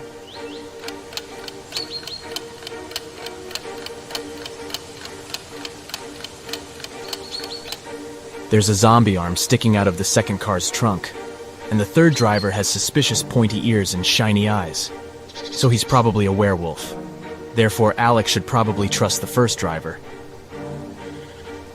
I'm very easy to lift, but very hard to throw. What am I?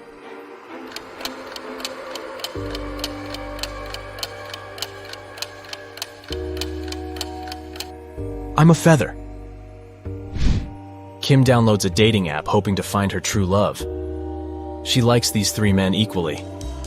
They begin to chat, and the guys send her some selfies. Each man claims to be single. But in fact, only one of them doesn't have a girlfriend. Can you guess who?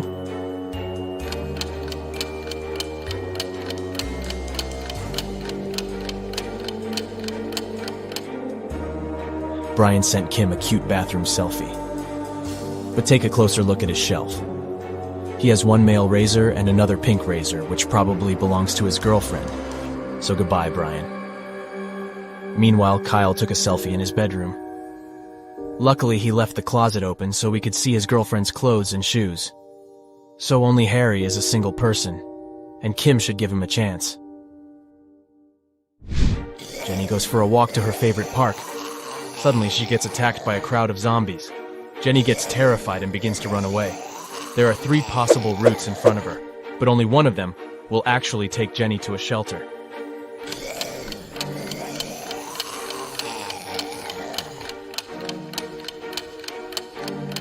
Can you help her escape? Jenny should choose Route C. Ethan owns a successful flower shop, but today he's very upset. Someone has stolen all the red roses from the storage room. Ethan questions 3 suspects among his staff. Leah, the chief florist, says, "I spent the whole day creating bouquets with pink lilies for a wedding ceremony." Donna, the manager, says, "I don't know who stole the roses. I didn't even enter the storage room today. I was consulting our clients all day long." And finally, Mike, the florist assistant, says, "Fresh red roses were delivered early in the morning. I brought them to the storage room, and I've never entered it again. Who's lying?"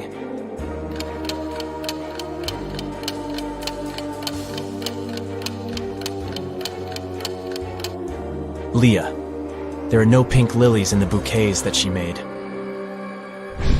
Lauren changes a 6-number password on the office door to avoid thefts. She leaves this little clue for all her colleagues. Bagel. Can you guess the correct code?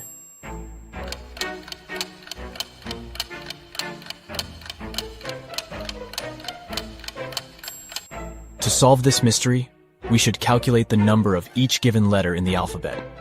B implies 2, A implies 1, G 7, and so on. So the final password is 217512. Helen meets a handsome guy at a supermarket. She falls in love at first sight. His name is Robert, and he came here with his sister. Can you guess which one of these ladies is his sister?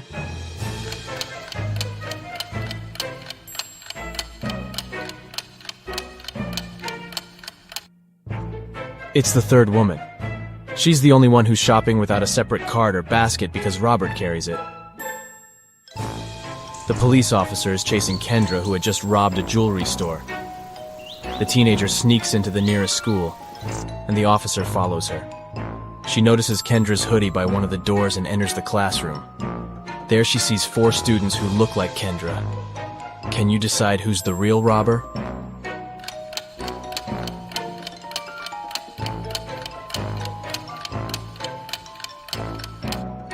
This one is Kendra. She has neither books nor pens on her desk. Let's go ahead and take a look at these 2 pictures. Can you spot 10 differences between them?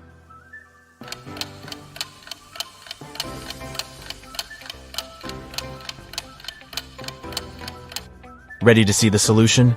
Here are the 10 differences. It's a Sunday afternoon. Most people are spending it at the local shopping mall. Nothing usually happens here. But suddenly a man snatches a woman's bag and runs away. The woman calls a security guard and yells, "Don't just stand here, go after him!" But the thief has already disappeared into the crowd. Can you help the guard find the thief?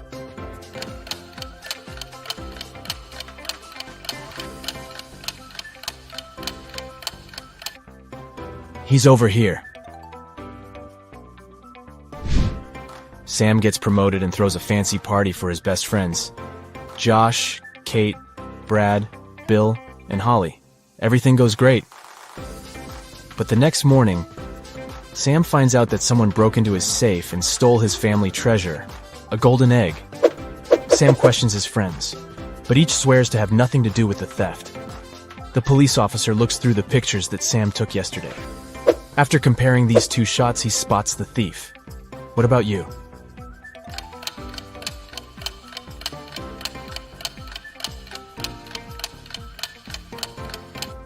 Yesterday, Holly was wearing a classy hat. In the first picture, the hat is pressed close to her head. And on the second one, the very same hat is much taller. That's because she hid the golden egg inside it. Violet returns from a business trip. She enters her office and sees a beautiful gift basket on her table. There's a love note from a secret admirer attached to the package. Violet gets very curious. She figures out 3 suspects and asks them just one question. "Did you send me the gift basket?" Liam replies, "Nope, I would have sent you sunflowers instead. I know you love them." Jason says, "I overslept today, and I've just arrived at the office, so I wouldn't have had time to prepare a surprise for you." And Kenny says, "I didn't send the basket, but when I entered your room in the morning to put some documents on your desk, the basket was already there." Who's the secret admirer?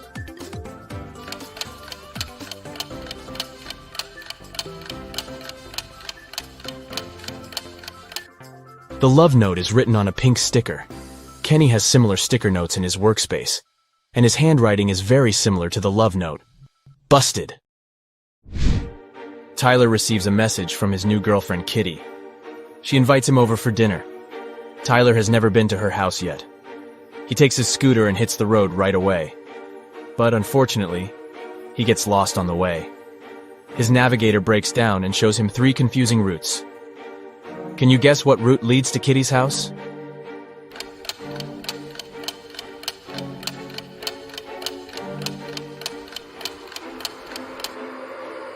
Tyler should take the first route. Alex is heading to a family dinner, but he's really broke and he only has 8 chocolates. He needs to divide them equally between his 3 sisters. How many cookies would each sister get?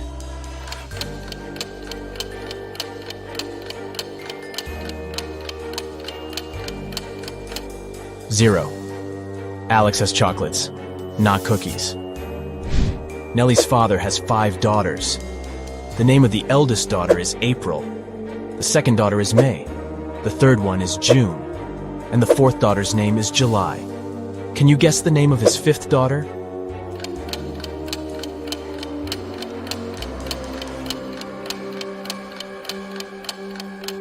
Nellie.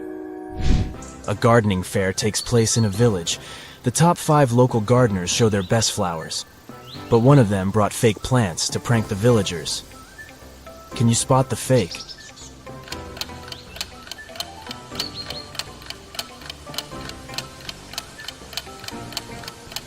Bumblebees fly around all the plants except for the 4th flower pot. Insects don't get attracted to these roses because they're artificial. Dylan is exploring a remote forest area. Soon he gets lost and has no idea where to go. Luckily, he comes across a small cabin in the woods and sees a forester. Dylan. "Hello, could you please tell me how I can get to the railway station?" Forester. "Go down this trail until you reach a crossroads. There, you'll see a rock with signboards. Just remember, the left one lies, and the right one tells the truth." Dylan follows his advice and soon finds the rock. Can you guess which way he should go to reach the station?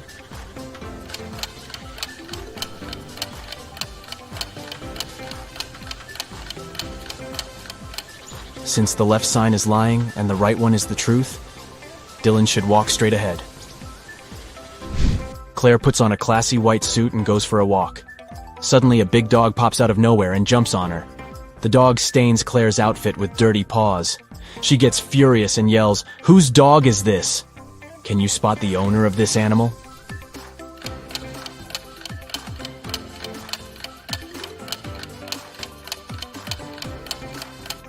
It's the second lady.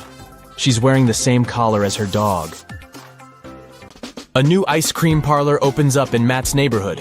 He goes there to check it out. It's pretty crowded because they offer 1 free ice cream serving to each customer. Matt meets a pretty lady named Kitty in the line. He falls in love with her right away, but unfortunately, she's already married.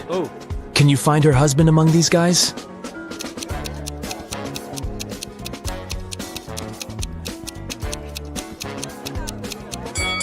It's the second man. He's the only one who doesn't hold any ice cream. And Kitty is holding 2 ice cream servings, 1 for herself and 1 for her spouse. The next day, Matt missed his alarm, and now he's late for work. His boss is going to be furious. Matt might even get fired. But wait a minute. It turned out that the big boss is out of the office today. He's having a last-minute business trip, so Matt can relax. But suddenly, the boss calls him on the phone. Hello. "Where are you? You got 10 minutes to get to the office." Matt replies, "I am in the subway right now." "Well, I got something I need you to do for me. Call me when you're in the office." Matt is a pretty genius liar. Yeah. How did he fool his boss?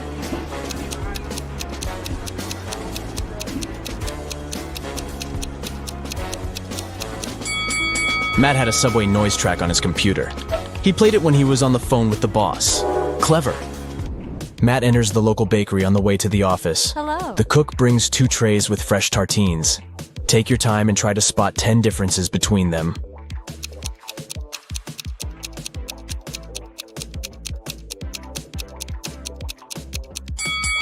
Ready to see the answer? Here they are. What about these 2 breakfasts? Can you find 10 differences?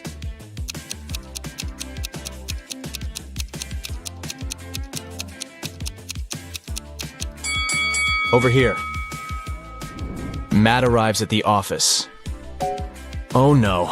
Oh. Someone has changed the password on their corporate computer. It consists of 7 digits. Matt texts his coworker and asks about the new code.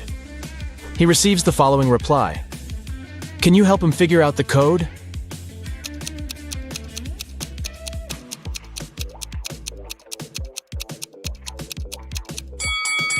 The number of fingers implies the right digit in the password. So Matt should enter 1, 0, 5, 2, 3, 1, and 0. Matt is an illustrator. His boss sends some files and asks him to separate the images and add some colors. Oh. Unfortunately, all the layers are merged. Can you spot 6 different objects in this picture?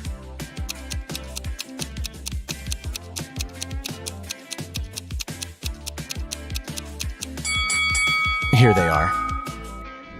What about this one? Can you spot 11 objects?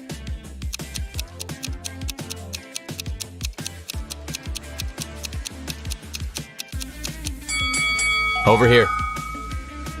Matt's sister, Ashley, is getting married. He arrives at the event, and she asks him to take a picture of her with some friends. But someone pranks the bride in the middle of the photo shoot and spills paint on her beautiful dress. Can you guess who did it by just looking at this picture?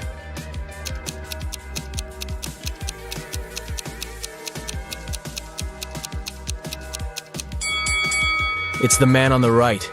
He has a rope in his hands, and it's tied to the bucket. Ashley changes and the wedding goes great.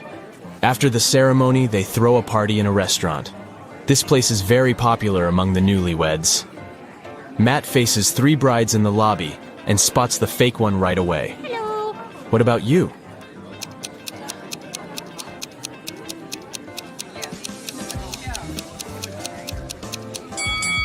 It's the third lady. She's wearing regular jeans and sneakers under her dress. And also, she's wearing a wig. She must be just trying on a costume. The wedding dinner begins, and the waiters serve the first course.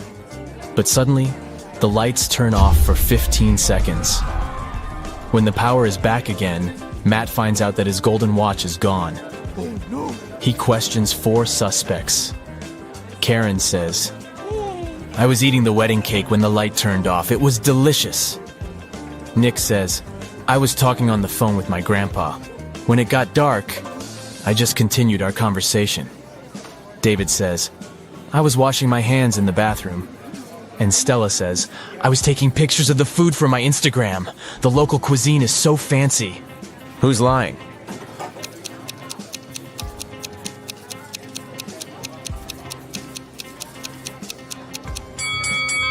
Karen.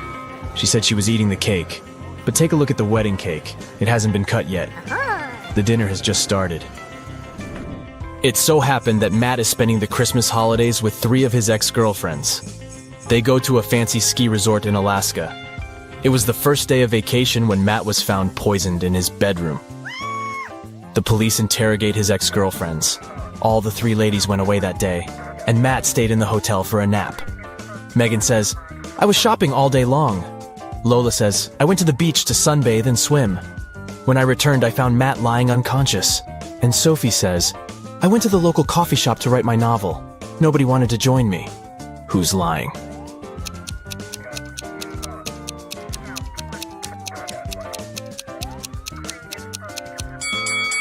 Lola, it's Christmas time. So it should be very cold in Alaska. She couldn't swim and sunbathe outdoors. Finally, Matt gets better and leaves the hospital. Yeah. He returns to the ski resort and takes a look at the mountains. What are they doing wrong?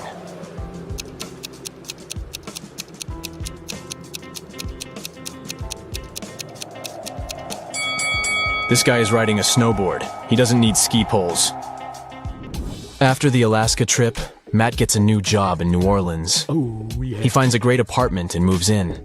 3 neighbors knock on his door to greet the new neighbor. One of these ladies is a real witch. Can you spot who exactly?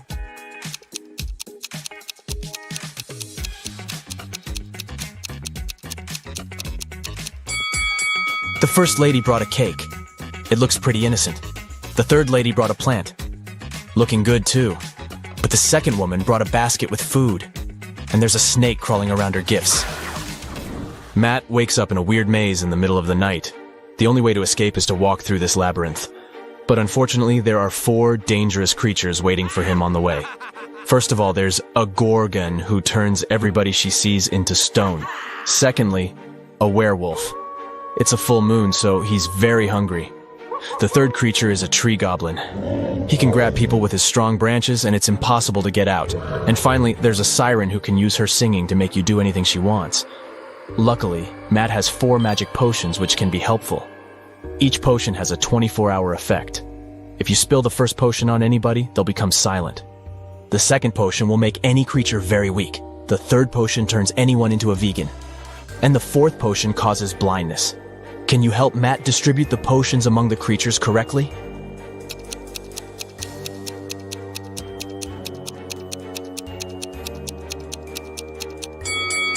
Matt should use the silence potion to neutralize the siren, use the blinding potion against the gorgon, turn the werewolf into a vegan, and weaken the tree goblin. The next day, Matt receives a postcard. There's a note hidden in this face. Can you figure out the message?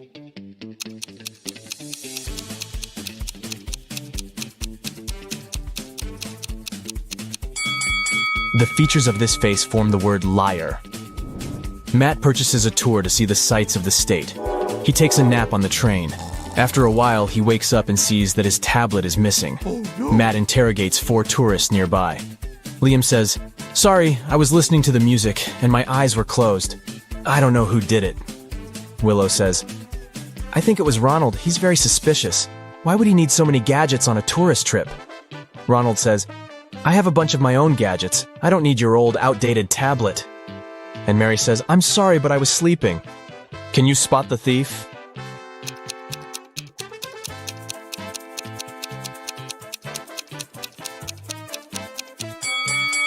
It was Mary. She hid Matt's tablet inside her magazine. Matt goes to the dining car. There he sees 4 tourists speaking an unknown language, so Matt can't understand them. But still, he manages to spot this lady's boyfriend right away. Can you see him too?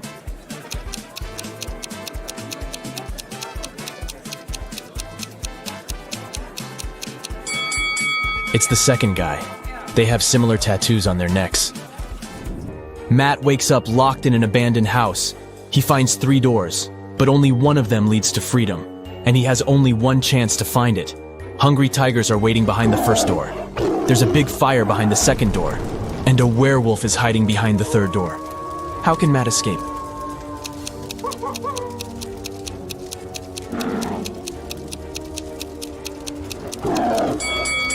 He should just wait until the fire goes out.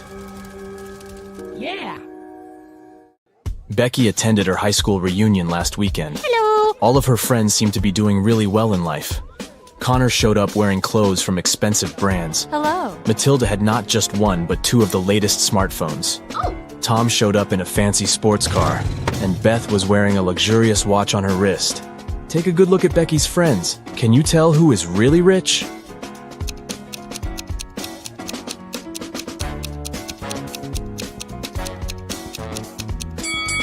Well, let's see. If you look closely, Connor didn't take off the tags from his clothes.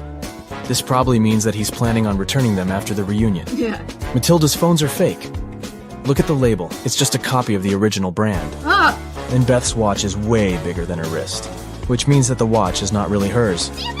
So, Tom is probably the richest person at the reunion. Oh, yeah. Amy's favorite band is in town, and she really wants to go to their concert. She asks her stepmother if she can go, but she says she will only allow Amy to go if she does a series of things for her. Oh. The first thing the stepmother asks is for Amy to bring her some water in a colander. To get this right, Amy needs to think outside the box. Okay. Can you help Amy figure out how she can do that?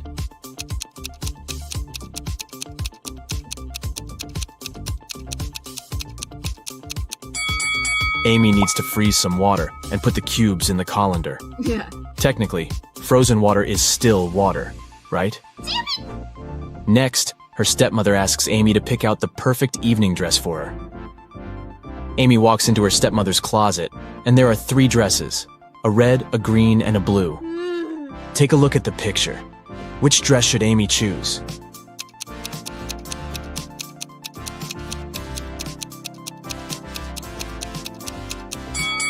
If you look closely, the button on the blue dress is about to come off. The green dress has a big paint stain on it, so Amy should pick the red dress. Yes! Before Amy can take the dress to her stepmother, the woman enters the room. She sees the stain on the dress and starts to shout at Amy, "How could you do this to my dress?" But Amy says she didn't do anything wrong, and that the paint was already there when she walked into the closet. Yes! The stepmother asks Amy to find the culprit. Oh.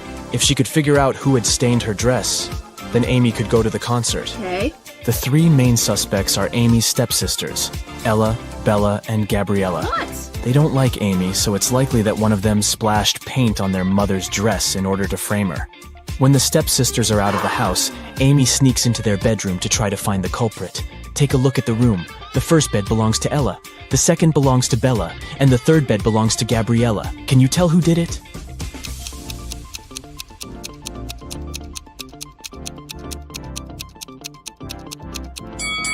It was Gabriella. Her bed is the third one on the left. And if you look closely, it has a bucket of paint under it. Emily and Barbara are getting ready for a girls' night out. Yes! They are putting on makeup and getting their hair done. They have pretty similar tastes, and their things look pretty much the same. But one of them has more money than the other. Oh. Looking at the image, can you tell which one has the more expensive stuff?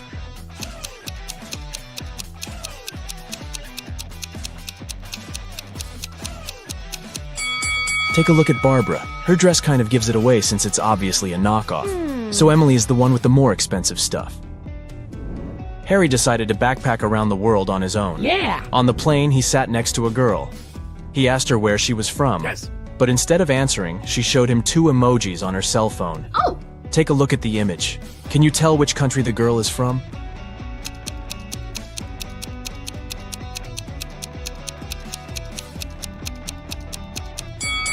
Let's see. That's an iron and a piece of land. I guess she's from Ireland? As soon as Harry landed in Paris, he went strolling along the streets to find a place to stay. He found a cute little hotel and decided to go inside. Big mistake. Why?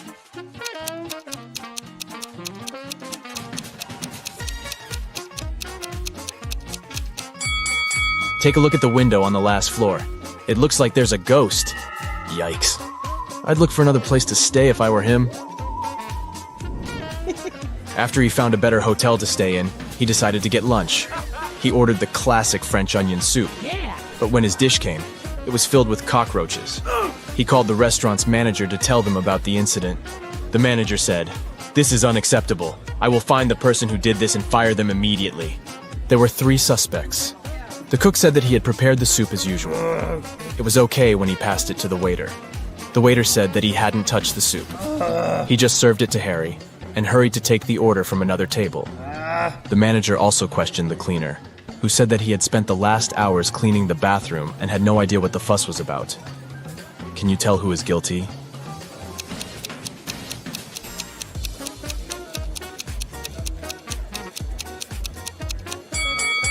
No one.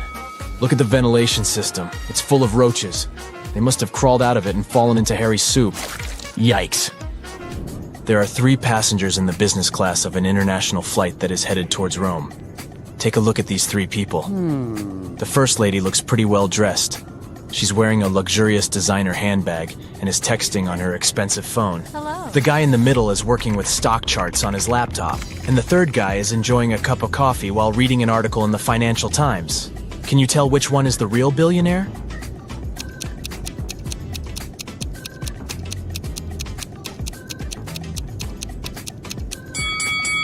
Let's see. The woman may look well dressed, but if you see the tag on her clothes, it says 100% polyester. It's unlikely that a billionaire would wear something like this. The guy working with stock charts is wearing old, ripped shoes. I doubt that's a fashion choice, so he's probably not a billionaire. Oh. That leaves us the last guy. If you look closely, the article he is reading is about him. The title of the article is The World's Newest Billionaire. Oh, yeah. I guess we found our guy, huh? Detective Smith was called to investigate a burglary at the city's museum. Oh. A priceless diamond disappeared, and the thief left no trace behind. After analyzing the museum's security cameras, Detective Smith gathered 3 suspects: the security guard, the museum's curator, and a visitor. The security guard said he only left his post during lunchtime, and he could swear that the diamond still wasn't missing at that time. The museum curator spent the day guiding a tour of the museum for a foreign group. They came to see the diamond at the beginning of the tour, and it was still shining bright in its place. The visitor said he only popped in for a quick visit and didn't even pass through the Metzi aisle where the diamond was kept. After these 3 interviews, Detective Smith found the thief. Can you tell who it was?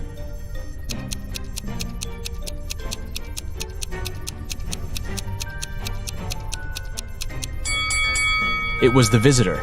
First of all, he knew the exact location of the diamond inside the museum. Plus, take a look at that string he's fiddling with in his left hand. Detective Smith pulled it from under his sleeve and voila, the diamond was attached to it. I guess he didn't have time to go home and get rid of the diamond, huh? Julie and her friends decided to spend the weekend at a cabin in the woods. They arrived on Friday evening and spent the night playing board games and telling spooky stories. When they woke up on Saturday morning, they found that someone had stolen all their food supply. The door's glass was shattered, but other than that, there were no signs of who could have done it. So the group decided to search the surrounding woods to see if they could find the culprit. Take a good look at the scene the group stumbled upon and see if you can find out who took their food.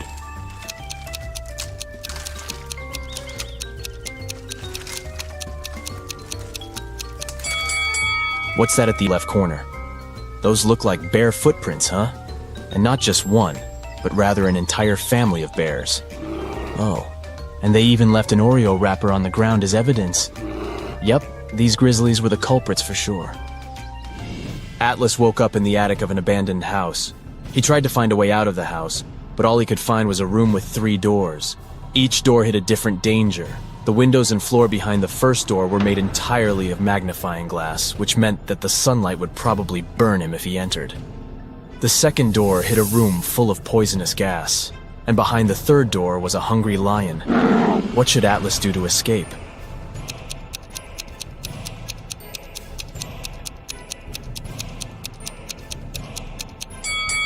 He should wait until it's nighttime and use the first door.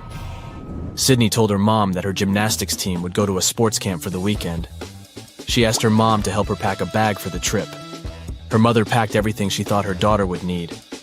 When Sydney came back from the weekend, she was telling her mother all about the trip. But somewhere during the conversation, she asked her mother why she hadn't packed a toothbrush. The mother immediately knew Sydney was lying about where she had really been that weekend. How?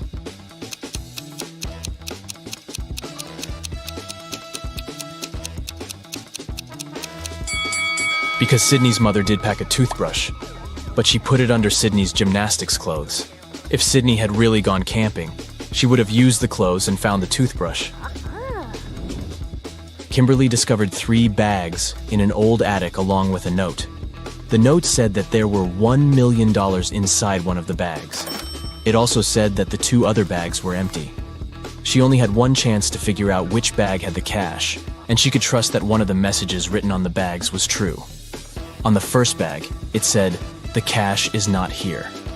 On the second bag, it was written, "The cash is not here."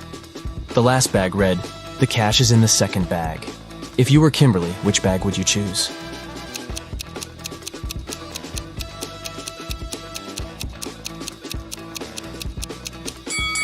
You should choose the first bag. If only one of the clues is true, then the money is in the first bag. The police have been after Mr. Burke for many years, trying to prove he's involved in illicit activities, but they never managed to catch him. One day, Detective Lawrence decided to make a surprise visit to Mr. Burke's office. As soon as the detective arrived, Mr. Burke's secretary said he was away on a business trip. The detective asked to see Mr. Burke's office and took a picture of it, but he wasn't allowed to touch anything without a warrant. So, Detective Lawrence went back to the station and got a warrant. When he returned to Mr. Burke's office, he noticed someone had been in there. Take a look at both pictures and try to find out what Detective Lawrence saw.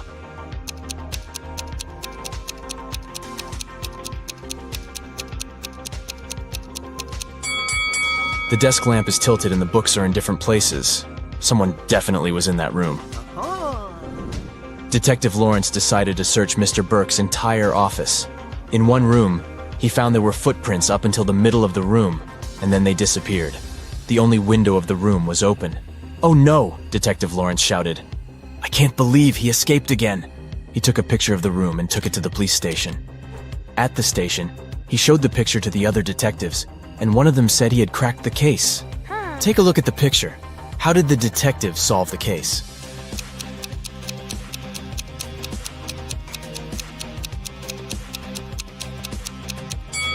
The detective understood that Mr. Burke was a shapeshifter. This explains why the footprints didn't reach the window. Plus, look at all the bird food on the floor. He probably shapeshifted into a bird and escaped. There's a beautiful garden maze on Fiona's land. She teleported Betty to the center of the maze and gave her this map. Betty must find a black cat. Otherwise, she's gonna stay in this trap forever. Can you help Betty out?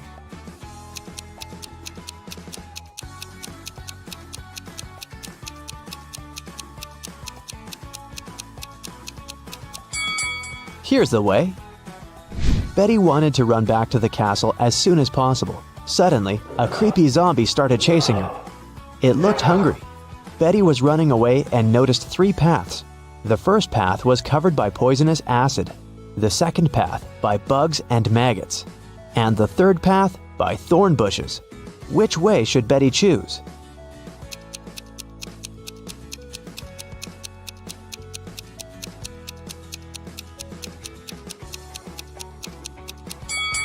Betty should choose the second path.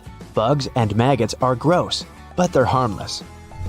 Fiona asked Betty to serve dinner for a witch party in her castle. Can you count how many witches have arrived at this event?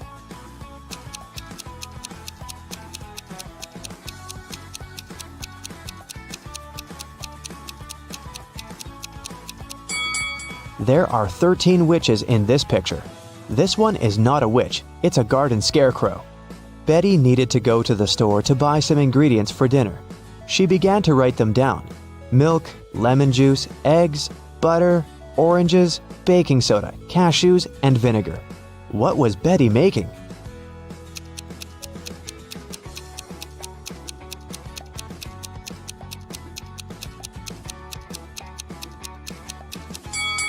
Have you guessed? Betty was making a shopping list. Betty served the witches the first meal. Can you guess what exactly?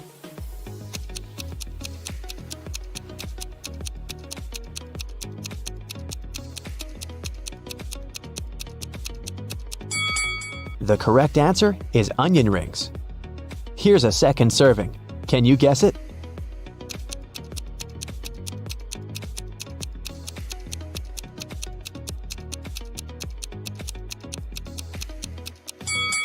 It's blueberry. What about this dish? What do you say?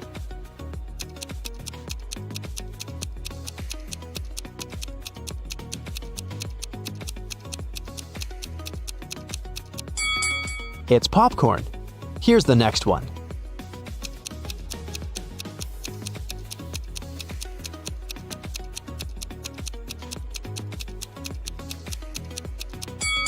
Did you get it right?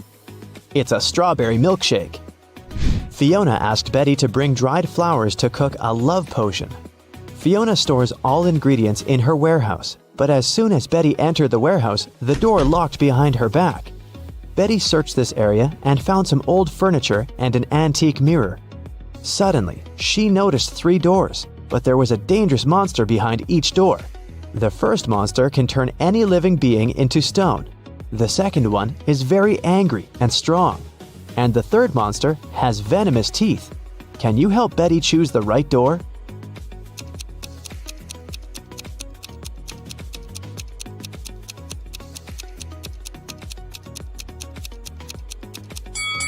Betty should open the first door and show the mirror to the monster so that it would turn into stone. Then she can escape through the first door. Betty took her phone and ran into the forest. It was pretty dark and scary. Betty stepped on a wasp's nest. Wasps were everywhere. What should Betty do? Wave her arms to scare the wasps? Run away as fast as she can? Or walk away slowly? What do you think?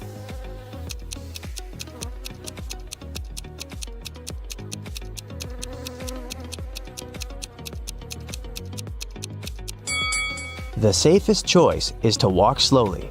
Waving hands and running is too dangerous. The wasps will get angry and sting her. Betty has returned to the party, but when she saw the crowd of witches by the fire, she got scared and ran away. Why?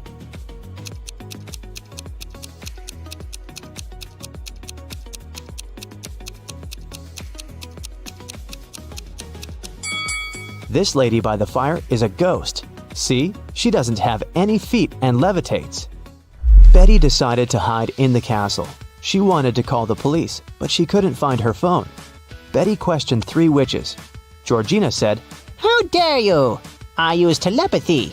Phones and gadgets are for losers. Lillian said, I was outdoors singing with other witches. I didn't see or hear anything weird. and Nina said, I don't need to steal honey. I can manifest any amount of money anytime. Who's lying?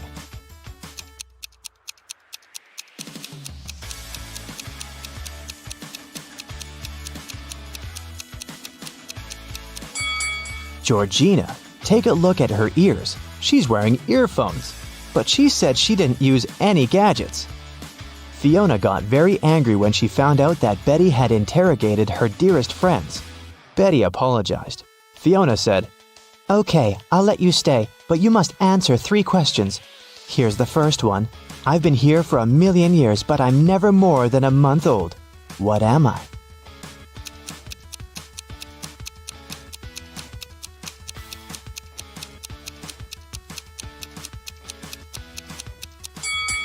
Have you guessed it? The correct answer is the moon. Here's Fiona's second question.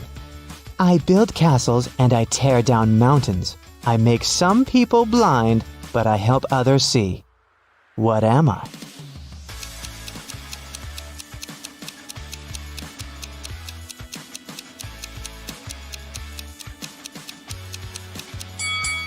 The correct answer is sand.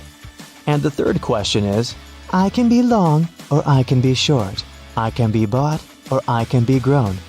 I can be painted or I can be bare. I can be round or I can be square. What am I?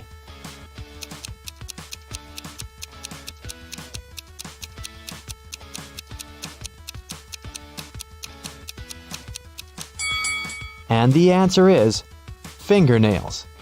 The party was still on. Fiona went upstairs to change her dress. In 5 minutes, Betty heard a scream from Fiona's bedroom and found her unconscious on the floor.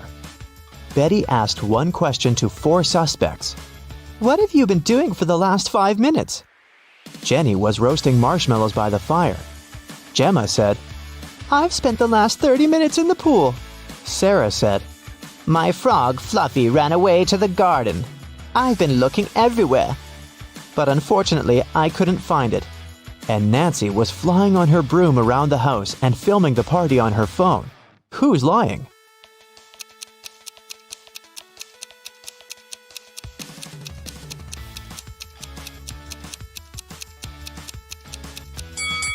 Sarah. Her frog is sitting in her pocket. Suddenly, someone turned the lights off. Betty woke up in jail. She found this clue on the floor. It said, Explain this code and you'll be free. Can you help Betty?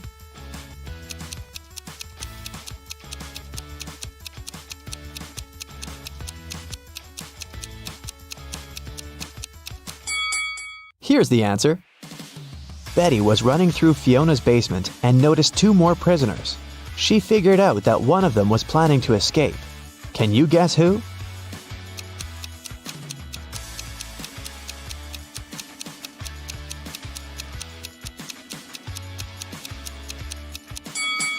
The first prisoner. There's a hole behind the toilet that he started digging. Toby has been wandering through the desert for several hours. The sun's burning his neck. There's nothing but hot sand around. He's run out of all the water he had.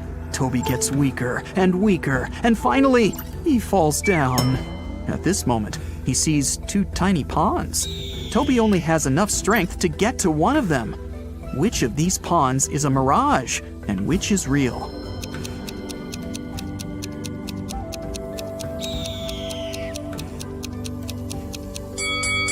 The left pond is real. See the clouds above it? It rained there, and the rainwater formed the pond.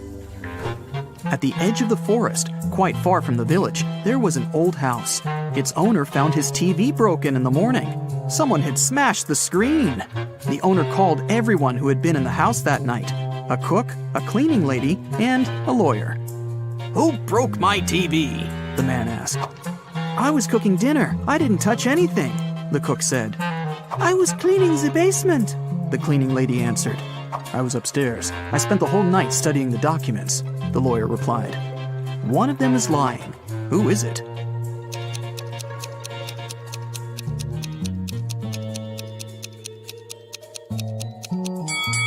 The lawyer. He said he was upstairs, but it's a 1-story house. He couldn't be studying the documents on the roof all night. Tom has lost his car keys. He's searched every corner in every room, but hasn't found them. The guy goes to the farthest room, looks at the floor, and realizes the keys are hanging on the chandelier. How does Tom know that?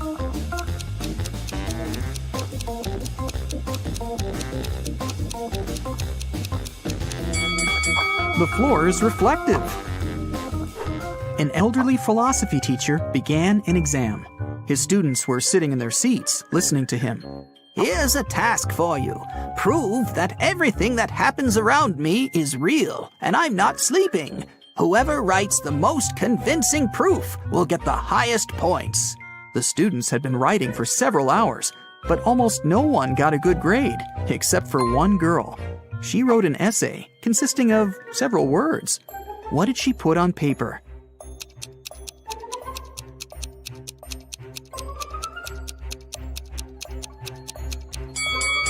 You can't read this if you're asleep. By the way, you can use this tip while sleeping. It's almost impossible to read anything in a dream. Therefore, to find out whether you're asleep or not, look at your phone and try to read something.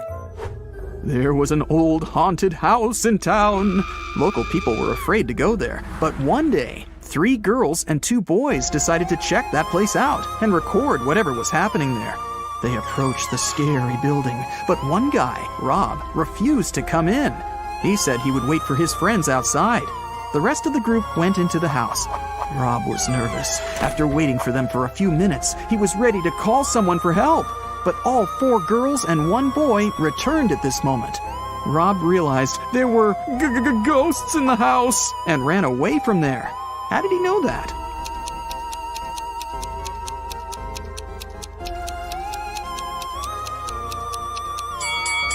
Three girls and 1 boy were in the house, but 5 people came out.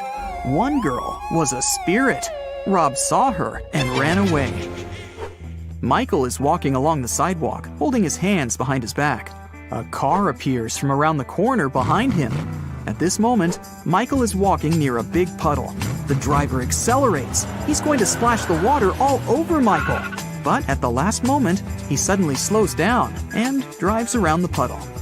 Why didn't he drench Michael?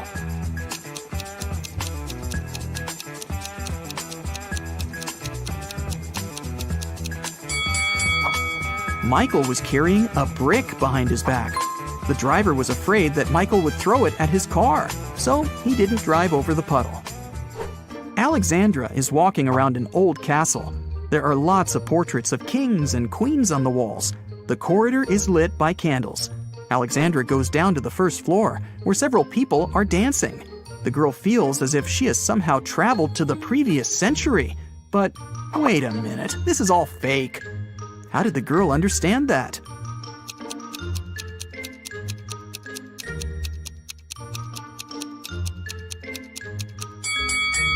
A hidden camera is installed in the corner of the hall.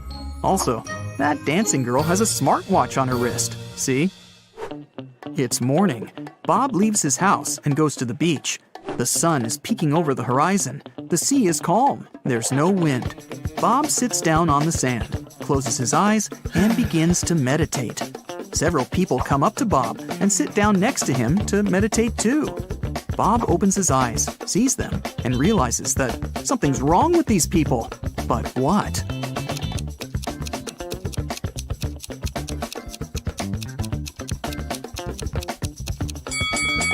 Look at Bob, and now at how these people are sitting.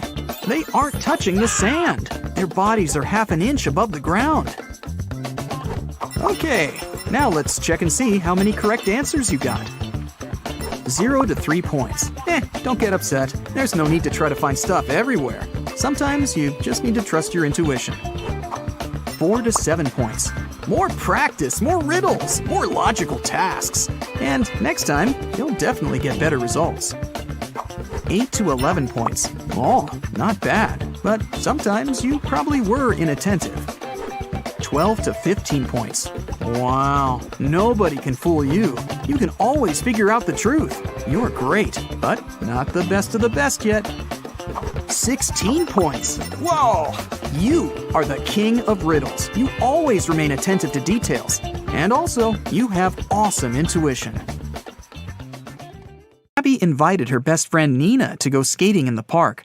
Soon, they got really hungry and decided to buy some burgers. They chose similar toppings and added lots of sauces. 10 minutes later, Nina got very sick. Abby had to call 911. Paramedics took the girl to a hospital and diagnosed severe poisoning. Can you tell which sauce was poisoned?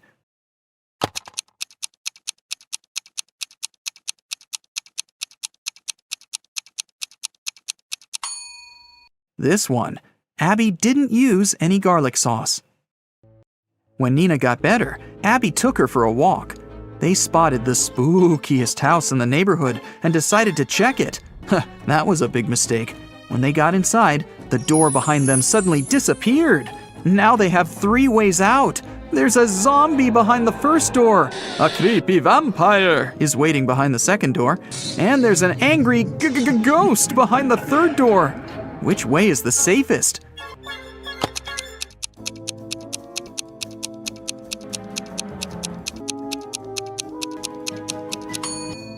They should choose the third door. Ghosts may be spooky, but they can't cause any real harm. Okay, well, maybe you might get slimed, but...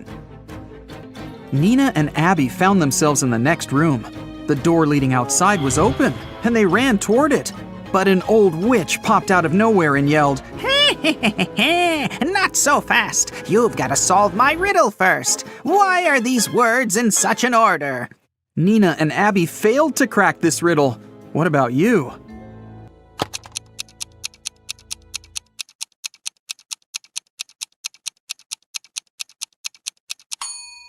Here's the correct answer.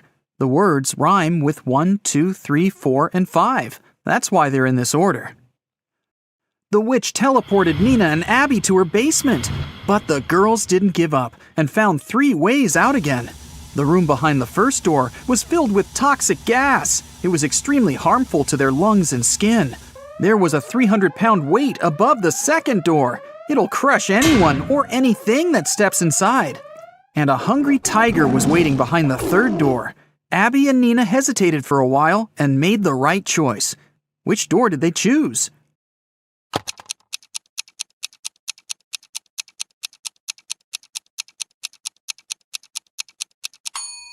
Nina took off her boot and threw it on the floor in the second room. The weight crushed the boot, and the girls ran into the room and closed the door. After that, they escaped through the window. Unfortunately, they got lost in a magical forest. It was cold since it was winter. After wandering around for a while, they saw 3 roads. All of them seemed dangerous. If they picked the road leading to the left, they'd have to go past some hungry wolves. And if they went straight ahead, they'd have to go through a village where werewolves lived. And the third path went over a lake covered with thin ice that could crack at any moment. Which way should they choose?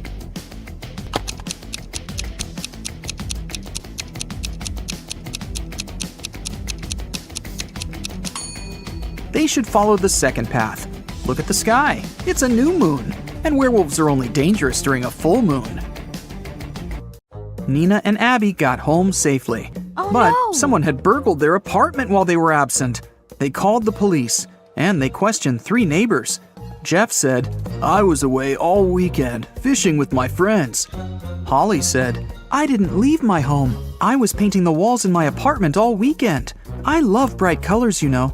And Lucy said that she'd been singing karaoke with her friends and hadn't heard anything suspicious. Who's lying?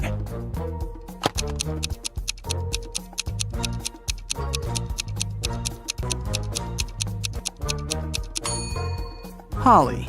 The walls in her apartment are mostly white, but she said that she painted them in some bright colors. Nina got a job in a bookstore. On her first day at work, she found a vintage watch on the floor. 3 people came over to claim it. Kevin said that he'd bought this watch when he got his first salary many years ago. Violet said that she'd inherited the watch from her grandfather. And Dylan said, "This watch is priceless. My wife gave it to me for our 5th anniversary." Can you tell who owns this watch?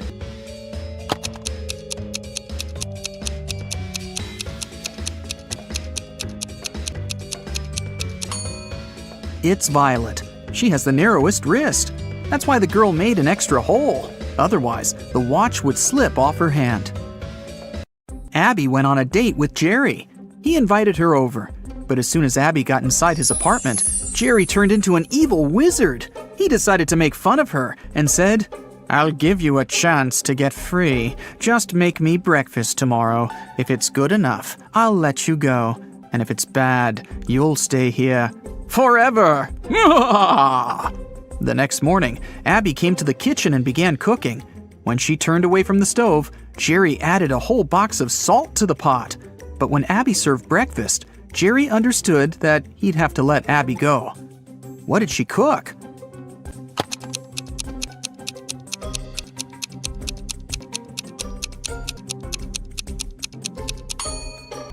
She cooked boiled eggs. Abby got a new job.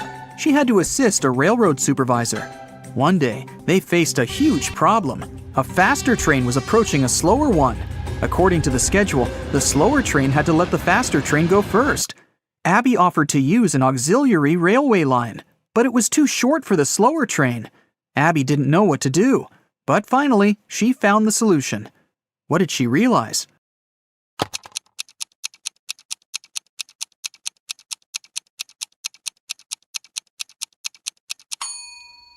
The faster train should use the auxiliary railway line. Now the slower train can move back. When the main railway line is free, the faster train can go first. Abby got a note which said that a vampire family had moved into one of the houses in the neighborhood. Abby wanted to find evidence that vampires didn't exist. She found the street she needed.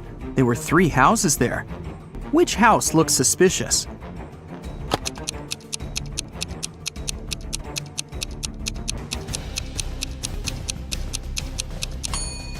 Look at the footprints. They're pretty weird. They lead to and from houses A and C. It means people must come and leave these houses. As for house B, the footprints only lead inside. So this must be the vampire's house. Now Tyler runs an amusement park. He's having a job interview with these 3 clowns, but only one of them is not dangerous. Can you help Tyler hire the right person?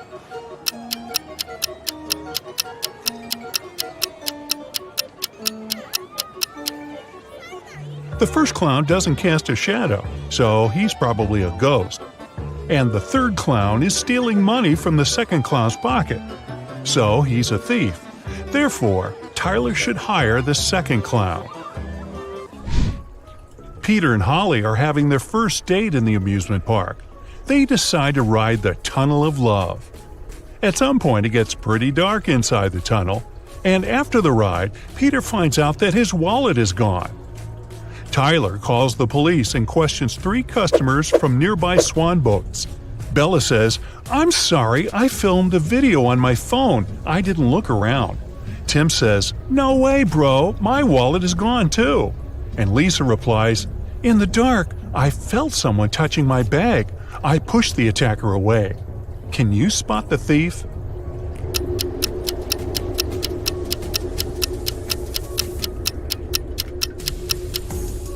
It's Holly. Take a look at her bag. There are 2 wallets inside it, and here's one more in her pocket. Tyler receives a curious delivery. It has streets, but no pavement. It has cities, but no buildings. It has forests, but no trees. Also, it has rivers, yet no water. Can you guess what it is?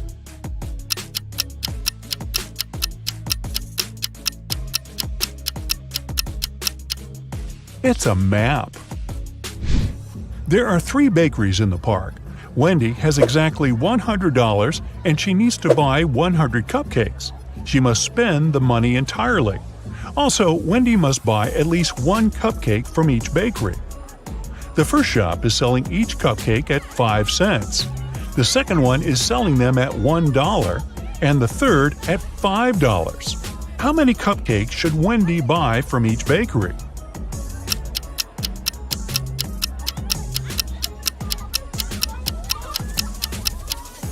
To fit the budget, Wendy should buy 80 cupcakes from the first shop, 1 cupcake from the second shop, and 19 cupcakes from the third shop. Brian decides to take a ride on the Ferris wheel. On his way up, someone suddenly throws ice cream right in his face. When the trip is over, he interviews 3 suspects. Zoe says, "I don't eat ice cream. I'm on a sugar-free diet." Peter says, "I didn't see anything, bro. I'm terrified of heights, so I kept my eyes closed the whole ride." And Fred says, "Sorry, I was streaming a video, so I didn't look around." Who is lying?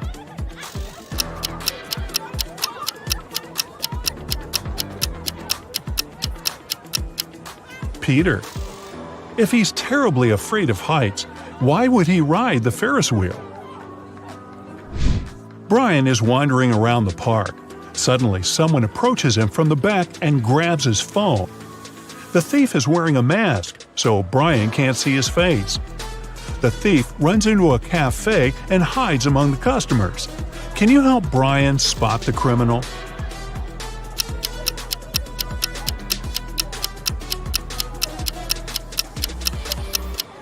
It's this woman. She's hiding Brian's wallet in the menu. Tyler is walking down the street after a long work day. Suddenly, he pushes this lady. Can you guess why?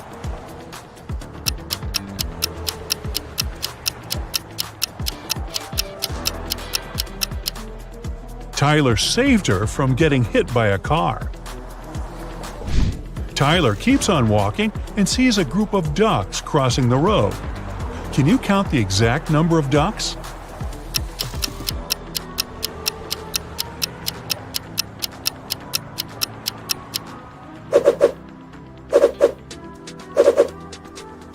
$16. Tyler enters a jewelry shop where his girlfriend Mary works as a saleswoman. Unfortunately, he finds her unconscious on the floor. He calls doctors immediately. They figure out that Mary was poisoned. Tyler questions 3 witnesses. The cleaning lady says, "I was cleaning silver jewelry in the storage room." The guard said, "I was having a lunch break outdoors and talking with my friend." And the boss says, "I had a business meeting in another part of the city." Can you help Tyler figure out who poisoned Mary?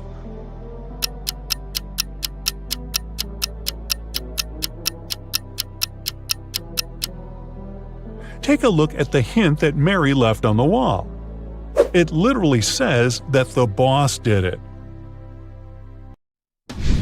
A few days later, Mary gets better and decides to prank Tyler.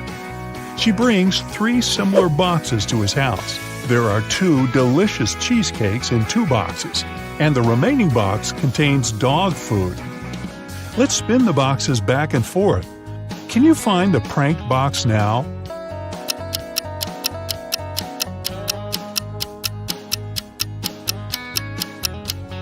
Aha! The second one.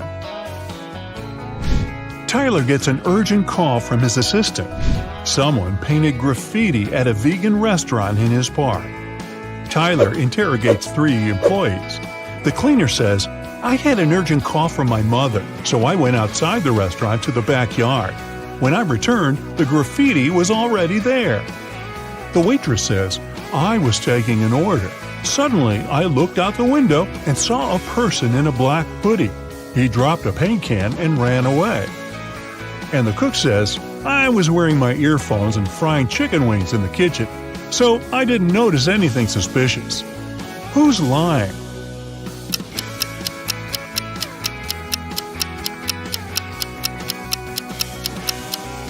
The cook. It's a vegan restaurant. Why would he fry chicken wings? After getting exposed, the cook pushes Tyler away and escapes from the restaurant. Tyler follows him. The cook hides in a carnival tent. He puts on a costume to blend in with the crowd. Can you help Tyler find him?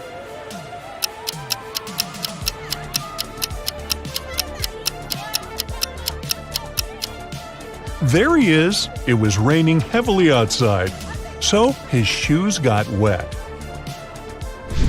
Tyler is walking around the park and spots 4 weird details. Can you see them too?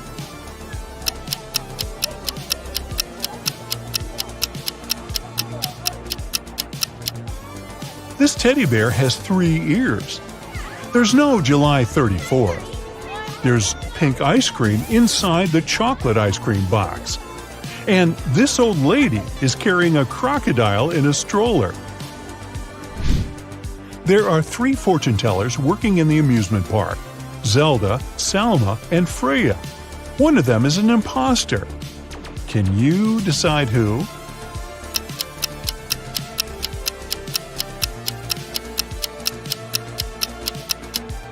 Salma has an earphone in her ear, which probably means that someone is helping her when she tells fate. Later that night, Tyler finds Zelda lying unconscious at her workplace. There's a weird note in her hand. Tyler calls the doctors and the police. He also finds out that Zelda had only 5 customers that night: Alex, Rick, Emma, Rose, and Zoe. Can you figure out who's guilty?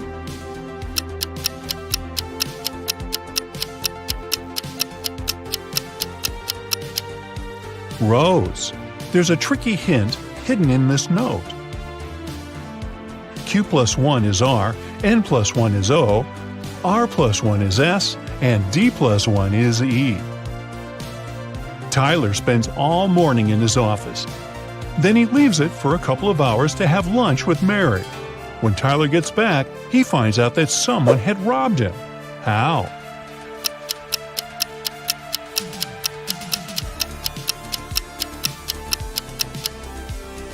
These 6 items are missing.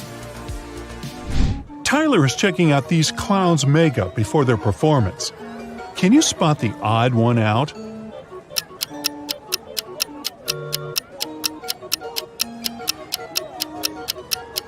It's this guy. He's the only one who has eyebrows. What about these houses? Can you find the odd one out?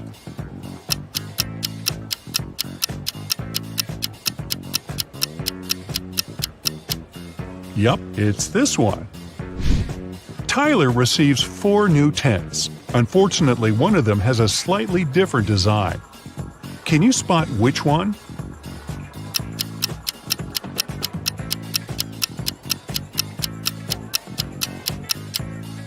The second tent doesn't belong here. Tyler wants to improve the scary tunnel, so he gathers all actors playing ghosts and monsters for a brief team building. But there are real monsters and ghosts among Tyler's employees. Can you spot them?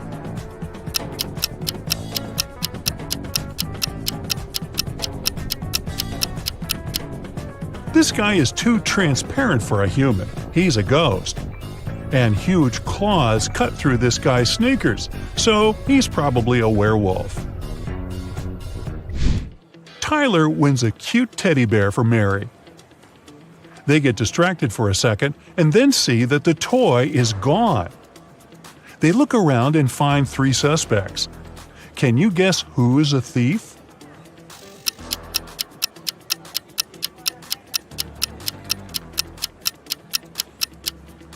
Although this lady is holding a similar teddy bear, it still has a different bow. This guy is carrying a box, and judging by his posture, it's hard for him to carry it, so it's probably really filled with heavy stuff. And the third guy's guitar is outside the bag, which means he can be hiding the teddy bear inside the guitar case. Tyler throws an epic party at the amusement park. All guests are treated to free food and drinks. In the middle of the party, all the guests begin to fall asleep right on the dance floor. The next day, doctors check all the food and drinks from the party, and everything is perfectly fine. Can you guess what happened here?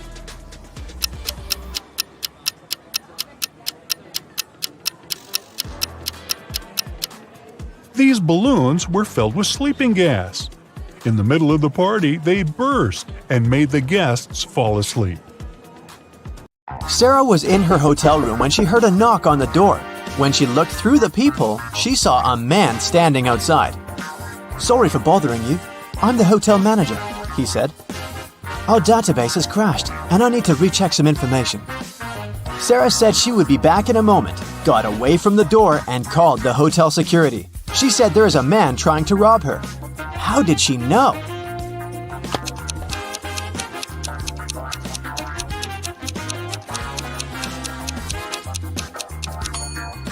Look at the man's name tag. It's a female name. He's not the real hotel manager. When Anna got to school, she noticed that her friend Joan was very upset. It was just the beginning of the day, but someone had already stolen her backpack. Joan left the classroom to go to the bathroom, and at that moment, someone must have got inside and stolen her things. Anna started her own investigation. Jenna from the robotics lab said she'd been fixing a robot that morning. Kate from the cheerleading squad had just begun her practice, and James said he'd spent 3 hours trying to solve a math problem and was now exhausted. Anna knew right away who had taken the backpack. Can you figure it out?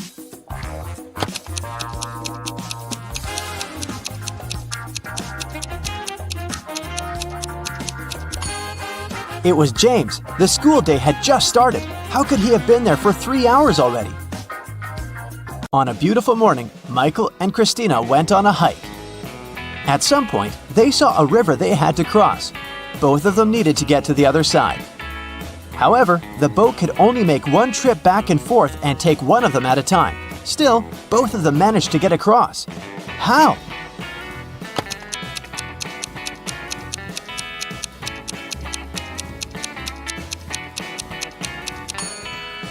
That's easy.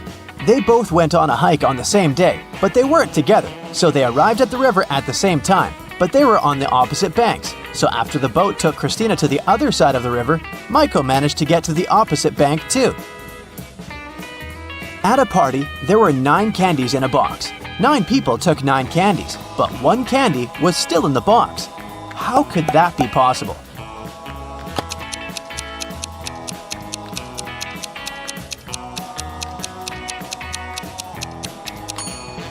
The last person took the candy that was still in the box.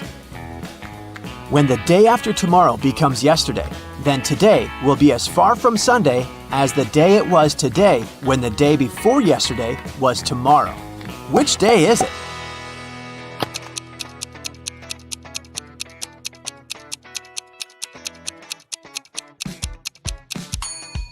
It's Sunday.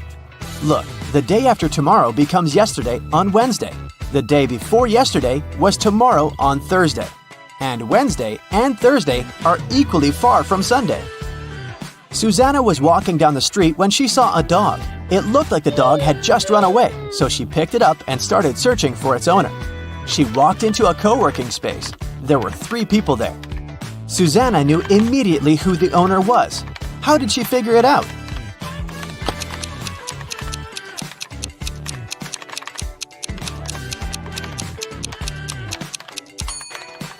Look at the guy in the middle. He's sitting on top of a dog leash. It was Brian's birthday, and he organized a game for his friends. He placed 2 cards, one yellow and one red, inside a box. The rule said that if a person picked the red card, they would win $7,000, but if they picked the yellow card, they would have to pay $700. Nobody knew that Brian had lied. He'd put 2 yellow cards inside the box instead of one red and one yellow. Brian's friend Sandra watched her friends lose the game one by one. But when it was Sandra's turn, she won $7,000. How?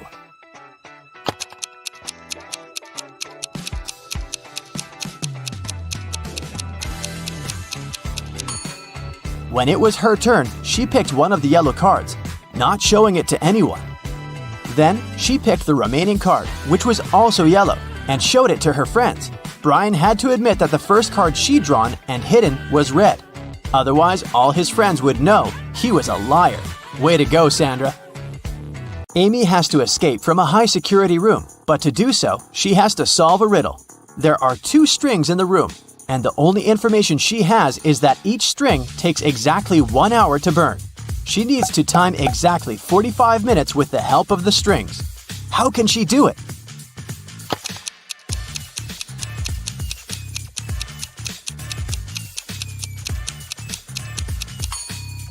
Amy should light both ends of the first string and one end of the second string. In 30 minutes, the first string will burn completely since it'll burn twice faster with both ends on fire. Then, she should light the second end of the second string. At that time, the second string will have 30 minutes left to burn. But by lighting its other end, Amy will make it burn in 15 minutes. Voila! 45 minutes measured. On January 1st, Devin called the police to report a crime. He said he'd gone to his neighbor's New Year's Eve party the night before. And while he was away, someone broke into his house and stole his laptop and other valuables. When the police asked about the party, Devin said it had been great. There was good food and string lights were shining brightly and beautifully. Devin added that his neighbor could have been the one to steal his things. Maybe he snuck inside the house when Devin was at his place, having fun. The police officer went to interrogate Devin's neighbor, Tom. But as soon as Tom opened the door, the officer knew he wasn't guilty. Devin was lying. How did he understand this?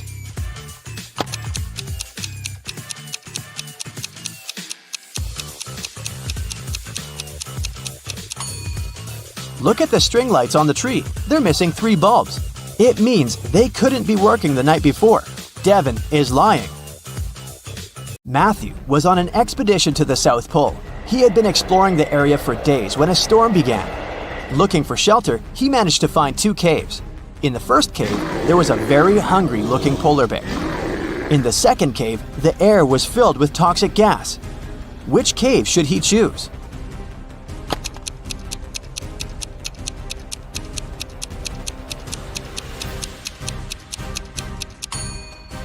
The first cave. Polar bears don't live at the South Pole. Jerry has an apple tree. The number of apples on his tree doubles every week. 30 weeks later, the tree is completely covered in fruit. Can you guess how many weeks the tree will need to become covered in oranges?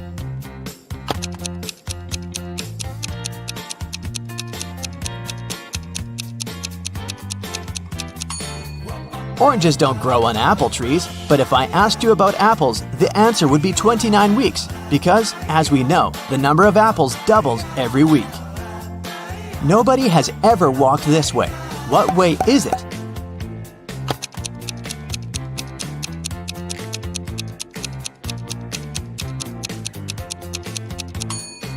The Milky Way. Dave was held in a 150-foot high tower of an ancient castle. In his cell, there was nothing other than a pair of scissors and a 75-foot long rope. Despite this, when the guards came to check on him the next morning, they saw he had managed to escape. How did he do it?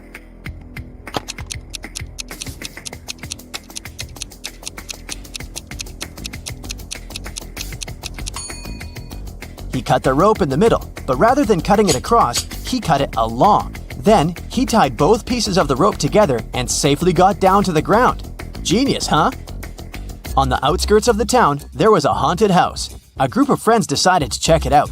They went there at night, but as soon as they got there, one of the friends, John, refused to go inside and tried to stop the others. But they just laughed at him and went inside, leaving him behind. There were several terrible crashing sounds coming from the house. And then everything went still. John never saw his friends again. How did John understand that there was something seriously wrong with the house?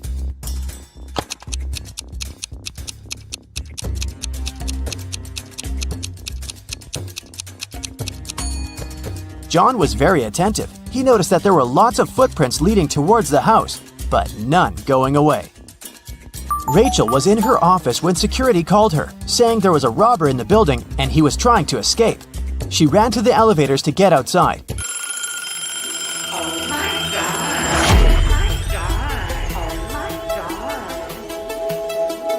But two elevators arrived at the same time. In each of them, there was a man that looked suspicious and could be the robber. How can Rachel understand which elevator is safe to take?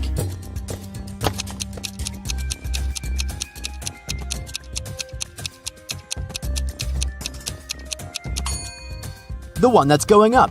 If the robber is trying to get out of the building, his elevator will be going down.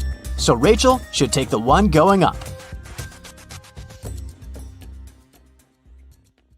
Jenny and Ben were about to get married. They wanted to book a hotel for their wedding ceremony in the party. So they went to a wedding planner to look at some options. She told them only 3 hotels were available for the day they wanted and showed them the pictures. Which one should they choose?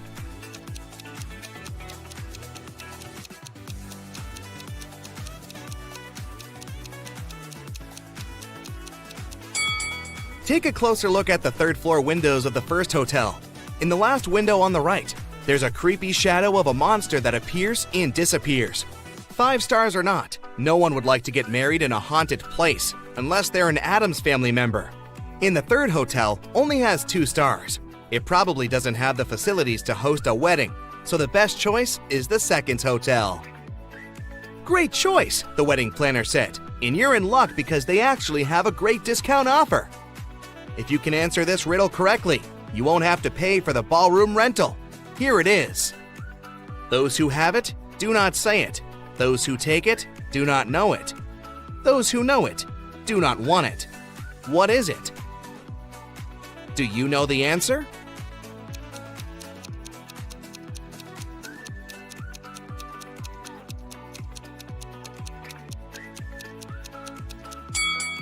It's fake money. The next day, Ben and Jenny went to the hotel to pick the best ballroom for their party.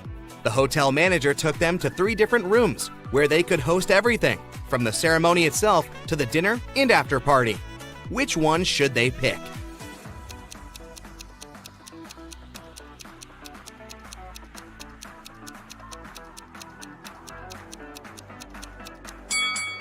Do you see a little mouse hole in the corner of the first ballroom? The couple wouldn't want such uninvited guests at their party. As for the second ballroom, the chandelier looks like it might fall down any minute. Not the safest option, so they should pick the 3rd ballroom. It was time for Ben and Jenny to pick the wedding menu. Since they were not paying for the venue, they wanted to spare no expense in serving food that the guests would never forget. That's why they called 3 different Michelin star chefs. Each of them prepared a different dish and presented them for a tasting. Which chef, and therefore which dish, should they go for?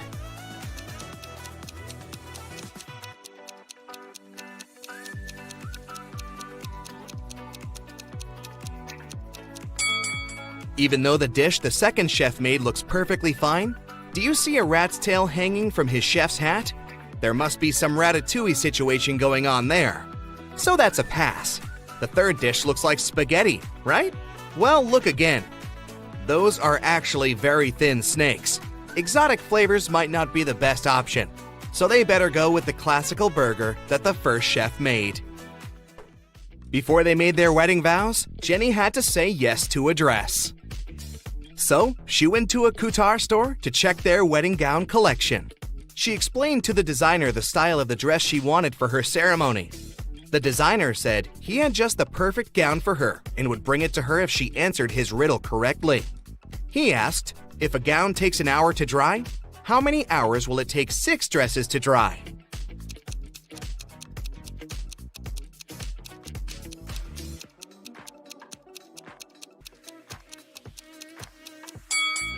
It'll still take 1 hour because they'll all dry at the same time. Ben had one last item to buy on his wedding shopping list, and it was what fastens 2 people yet touches only one. Can you figure out what it is?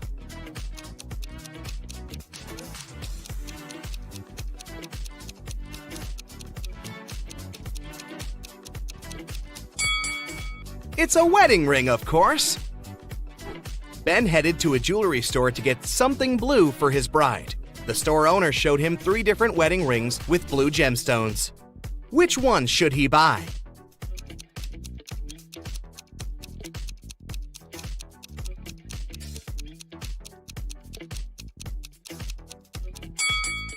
The second ring has an engraving inside, so it must have belonged to someone else before. The gemstone on the third ring has a tiny crack in it. That can only mean it's made of glass or even plastic. So, Ben should buy the first ring with a sapphire. Next, Ben and Jenny were going to send out invitations. One print shop offered them 3 different versions of invitations. Which one should they choose?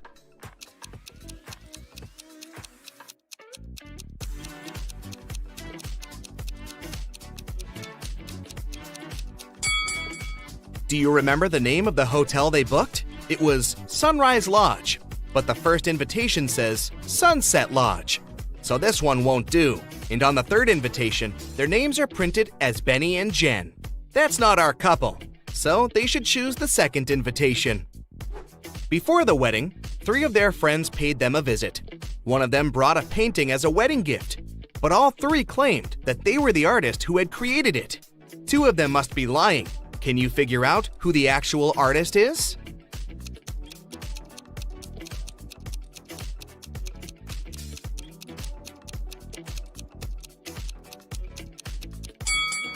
Take a look at the signature on the painting.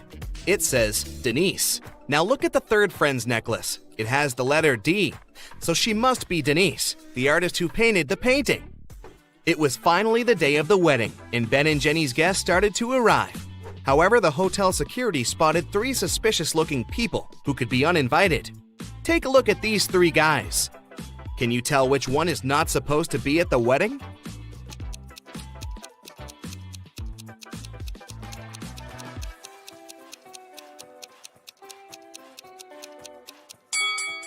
Do you see the hotel wristbands that say Ben and Jenny, that the second and the third guys are wearing? That can only mean they are actually invited. So it's the first guy who's crushing the wedding. Sorry, dude, no free drinks for you. After the vows were exchanged, it was time to party. As Ben and Jenny were dancing, someone spilled their drink on Jenny's dress, but no one saw who it was. Jenny spotted 3 people who could have done it. Take a look at them. Can you tell who ruined her dress?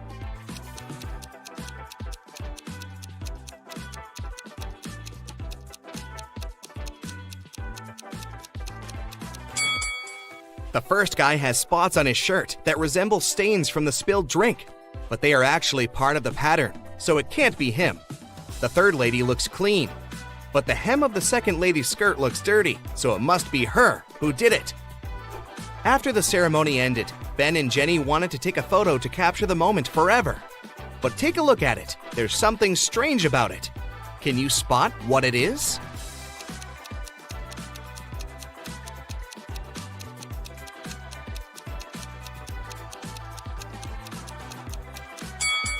Can you see a woman hiding behind the trees watching them?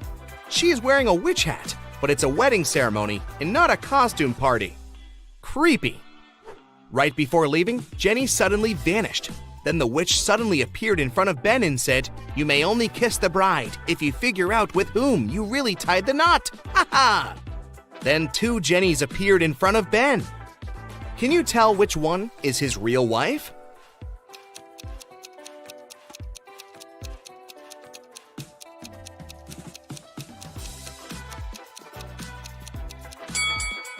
Remember the wedding photo? The Jenny on the left is the real one because her tattoo is on the same side as in the photo. Now that Ben and Jenny's wedding was over, phew, it was time for them to pick a honeymoon destination. They went to a travel agency to book a tour. The travel agent offered them 3 different holiday destinations: Ibiza, Cannes, in the Caribbeans. Which one should they go to?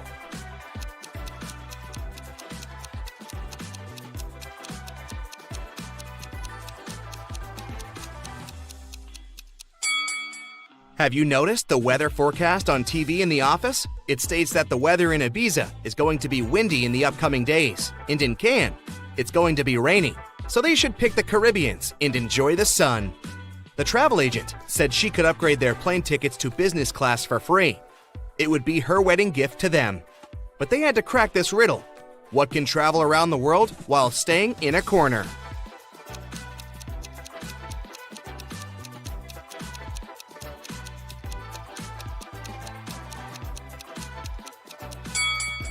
It's a stamp. Mark and Ben are waiting for the elevator.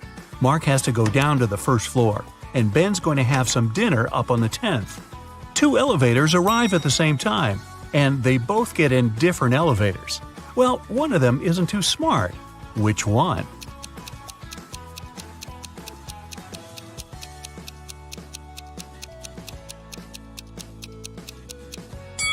It's Ben.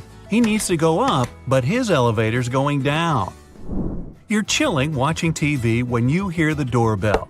You aren't expecting anyone, but you go to the door anyway and open it. There's no one there, just a basket of candies and a letter. The letter says, "Dear Charlie, thank you very much for your help. I really like you and wanted to ask if you want to go out sometime. All my love, always." There's no name on the letter and you have no clue who it could be from. Luckily, there's a short little riddle.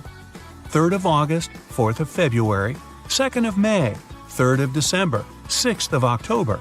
Can you crack the code and find out who your secret admirer is?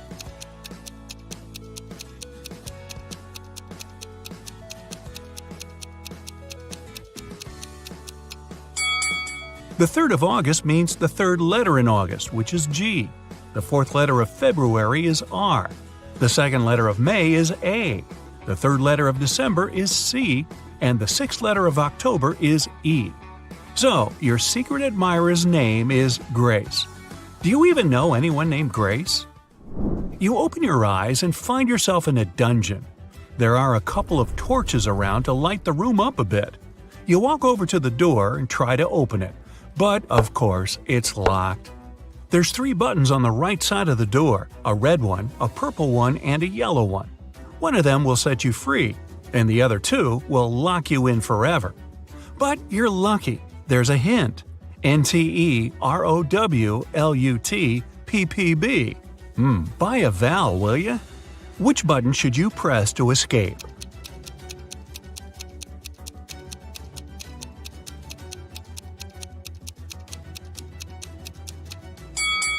If you put the letters in the right order, you'll get purple button. Since only one button opens the door and the other 2 trap you in, you gotta try your luck with the purple one. Jessie is a mom of 3 who works as a detective. She comes home late one night and goes right into the kitchen to get dinner ready. Waiting for her in there, a huge mess. Looks like someone already had their dinner, a chocolate pasta sandwich. She doesn't let her kids eat that kind of stuff. So she goes upstairs and rounds up all her kids. Katie, Serena, and Hannah are all busy doing their homework. They all deny eating chocolate pasta, but she still knows who it was. Who's lying, and how did Jessie know?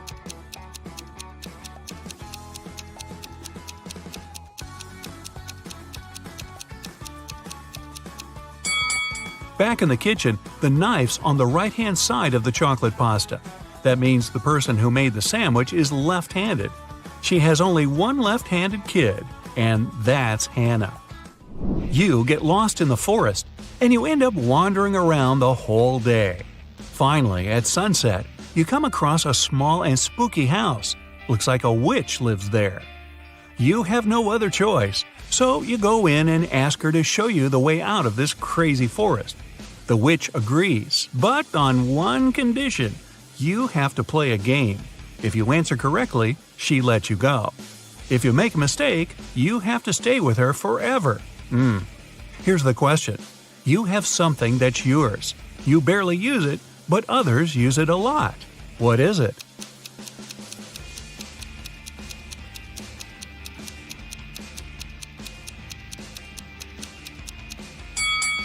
It's your name. You're abroad, enjoying the sun and a much-needed vacation. One day at the beach, you meet a beautiful woman and spend the whole day with her. In the evening, you ask her if you can meet again tomorrow. She smiles and says yes, if you can guess where she comes from. But she really likes you, so she gives you a hint. The place I'm from is 2 of Armenia, 1 of Germany, 2 of England, 1 of Turkey, 2 of India, and 1 of Australia. Can you guess where she's from?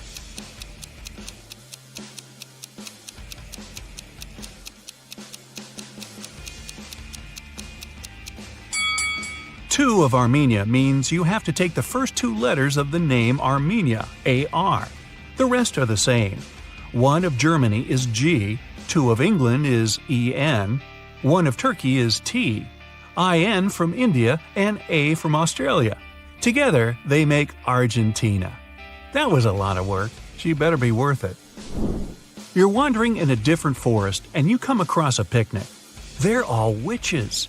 You try to hide before they notice you, but uh-oh. What do they want? Actually, they're pretty chill. They just need a little help. There are 8 of them, and one of them celebrating her 999th birthday. They've got a birthday cake, but there's a problem. And no, it's not that there's too many candles and too little cake. Their magic knife can only make 3 cuts, and they can't figure out how to cut the cake into 8 pieces. Can you figure it out?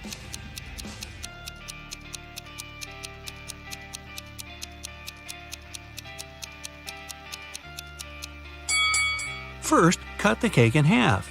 Then make another cut so there are 4 equal pieces. Now, cut the cake sideways through the middle so it has 2 layers. Now, everybody gets a piece. Helena finally got herself a new guitar. She wanted to play it right away, but she had school. She locked it in her room and left. When she got home that evening, the guitar was gone. Her family was kind of fun. They were always pulling pranks on each other. She asked everyone about her guitar. Here's what they said. Her mom said she hadn't even seen the guitar. Her dad said he saw it when he walked past her room, but then he didn't go in because he had a lot of work to do. Her brother said he was at home, but spent the whole day downstairs. Helena solved the mystery instantly. Can you figure it out?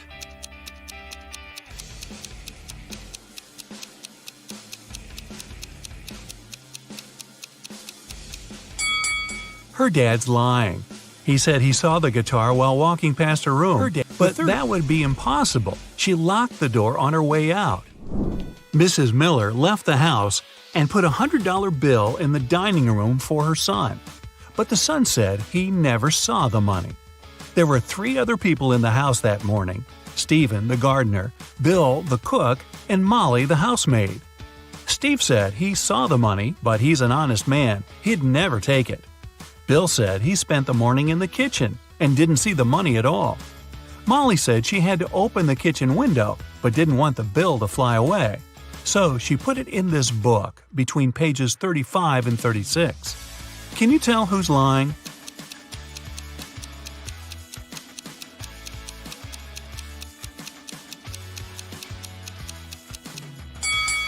Molly is. She couldn't have put the money between pages 35 and 36. They're 2 sides of the same page. Kevin's a single father of 4. He was working late one evening and got a call from a neighbor.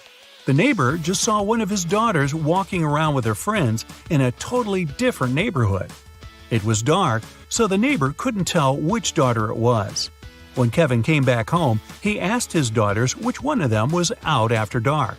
Lily said she was reading all evening. Madison said she was playing Uno. Riley said she was in the backyard in the pool. Ava said she was talking to a friend in her room. Kevin immediately knew who was lying. Do you?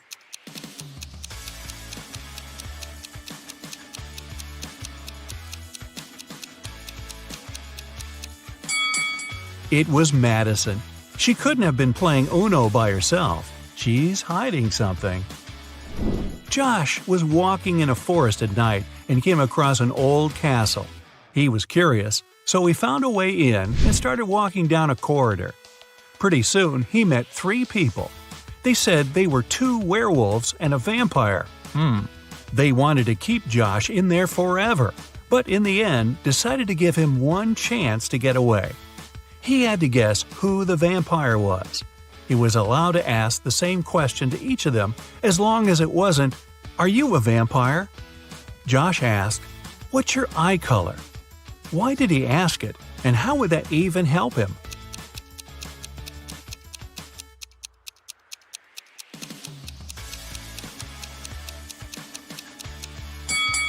Vampires don't have a reflection in the mirror and don't show up in photos. The vampire probably wouldn't know what color eyes it had. Bonus time! Can you think of any other question that Josh could have asked those 3 guys? How well do you know your vampires and werewolves? Stella and Bella live in different buildings, but in the same neighborhood. It's Sunday, and they're both home alone with their dogs. Stella is talking to her mother on the phone, and Bella is watching a baseball game on the TV. Who's being negligent?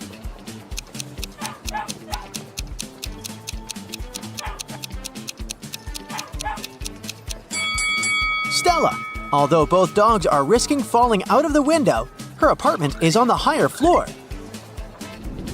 Bella goes to a pet shop and leaves her dog, Toby, waiting at the entrance. She purchases some toys and dog food and returns to Toby. She's in the same place where she left him. But someone stole Toby's fancy collar. Bella questions 3 people nearby. Rick, the customer, says, "I came here to buy a new house for my hamster. I don't need a dog collar because I simply don't have a dog." Molly, the sales lady, says, "I'm allergic to animal fur, so I can't even approach your dog. Why would I need to steal its collar?" And Mary, the cleaning lady, says, "I was cleaning boxes with kittens, so I didn't pay attention to your dog." Who's lying?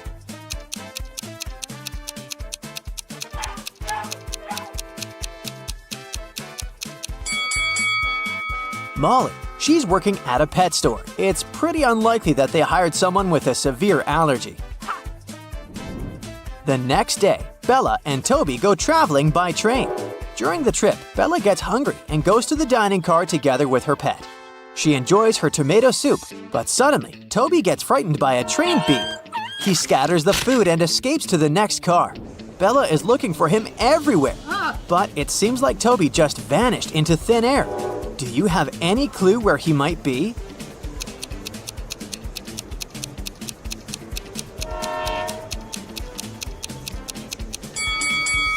Toby knocked over the tomato soup, remember? Now, can you see those little red footprints on the floor? Toby should be hiding behind these suitcases. The train trip comes to an end. Bella checks into a hotel to get some rest.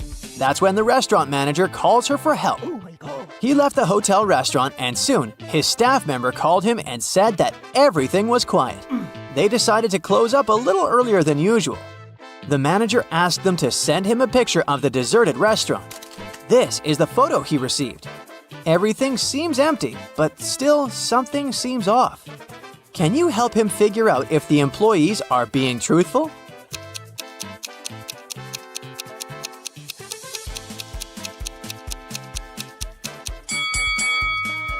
Seems like this image was photoshopped. The employees removed the people from the picture, but they forgot to erase someone's hand from this table. Oh no. Bella goes to the local museum, but today it's closed because of a very weird accident. One lady got sick and began to break sculptures and paintings. Can you figure out what happened by just looking at the footage?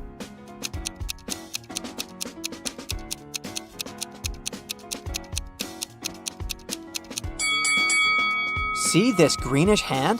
A zombie sneaked out of this sarcophagus and bit the lady. She turned into a zombie too and began to destroy the museum. Suddenly, the zombie lady pops out of nowhere and begins chasing Bella. She sneaks indoors and hides behind a column, but the zombie is moving closer and closer. Oh my god. Bella decides to hide in the bushes nearby. Can you help her find the best shelter?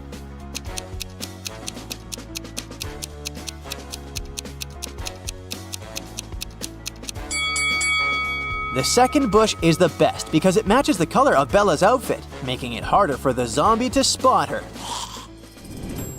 Unfortunately, it didn't help, and the zombie bit Bella, but thankfully, the local doctors have a cure. Oh, yeah. At the moment, their hospital has 16 patients infected with a zombie virus. Bella is staying in room number 13. She recovers very soon. It's time to leave. She wants to say goodbye to all the remaining patients by visiting every patient exactly once. However, if Bella enters any room twice, she'll become a zombie again. What route should she take to escape from room 13 to room 4?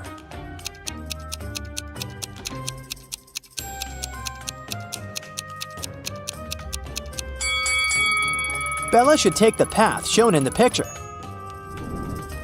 Finally, Bella and Toby return home. Oh no! Someone sneaked into her room and painted graffiti on a wall. Bella suspects her roommates, so she asks them only one question. Did you enter my room while I was away? Mia replies, No, I spent all the time at my boyfriend's house. He can verify my words. Mike replies, I only entered your room once to borrow your hairdryer, but the wall was fine.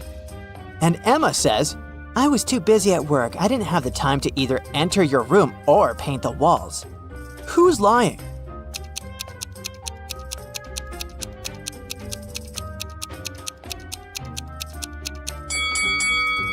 Mike. He's bald, so why would he need a hairdryer?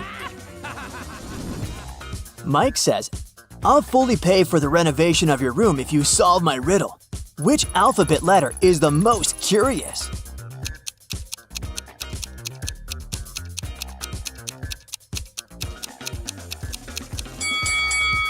The letter Y, because it literally sounds like the question, why? It's a cold, rainy weekend. Bella, Mike, Mia, and Emma are spending Saturday and Sunday together in a country house playing board games. On Saturday morning, they wake up and find out that Bella is missing. Oh. The guys look everywhere for her, but they can't find her. Mike calls the police. Detectives arrive quickly, examine the room, and ask everybody what they were doing at 4 a.m. Mike says, I couldn't sleep, so I went downstairs to the gaming room to play some online games. Mia says, I couldn't sleep either, so I went outside to look at the stars. And Emma says, I followed Mia outside to get some fresh air and spent a couple of hours admiring the night sky. The detective figured out the liar immediately. Can you guess who?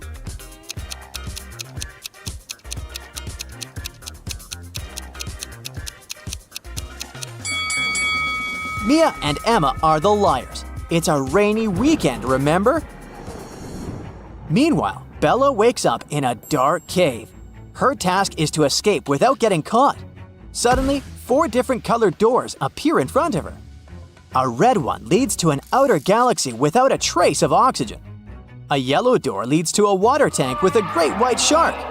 A blue door leads to a time portal leading 66 million years ago, the time when a massive asteroid hit the Earth and made the dinosaurs go extinct. And a purple door leads to a beautiful island filled with beaches and delicious food. There's a sign with only one clue for Bella. Pick the door that's not a primary color. Which door should she open?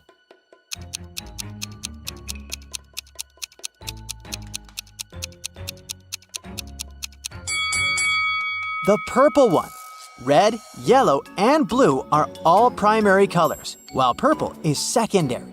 Plus, don't forget about the beaches and delicious food.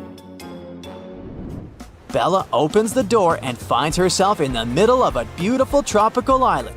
She wanders around and finds the locals. They're very upset because a fire-breathing dragon attacked their village. He came from the mountains and fell asleep near the mill where the villagers store all their food supplies. Now they're starving and waiting for superheroes to arrive to get rid of the dragon. There are 3 superheroes available at the moment. Flame Boy.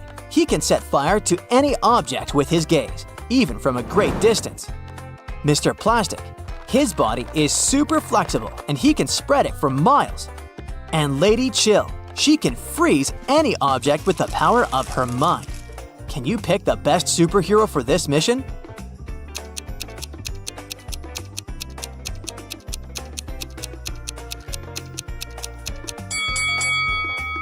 It's not wise to hire Flameboy because his power might destroy the food. Mr. Plastic is not useful in this case, but Lady Chill can freeze the dragon. And then the locals will be able to bring it back to the mountains with common effort. The next morning, Bella wakes up on the same island and finds out that someone put tattoos on her body.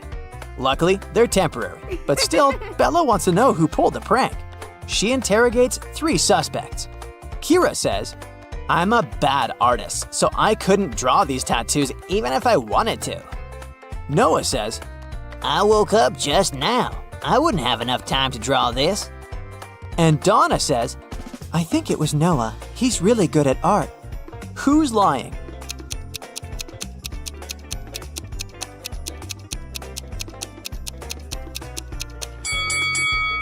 Kira. There's a poster on the wall saying that she's the artist of the month. Therefore, her story is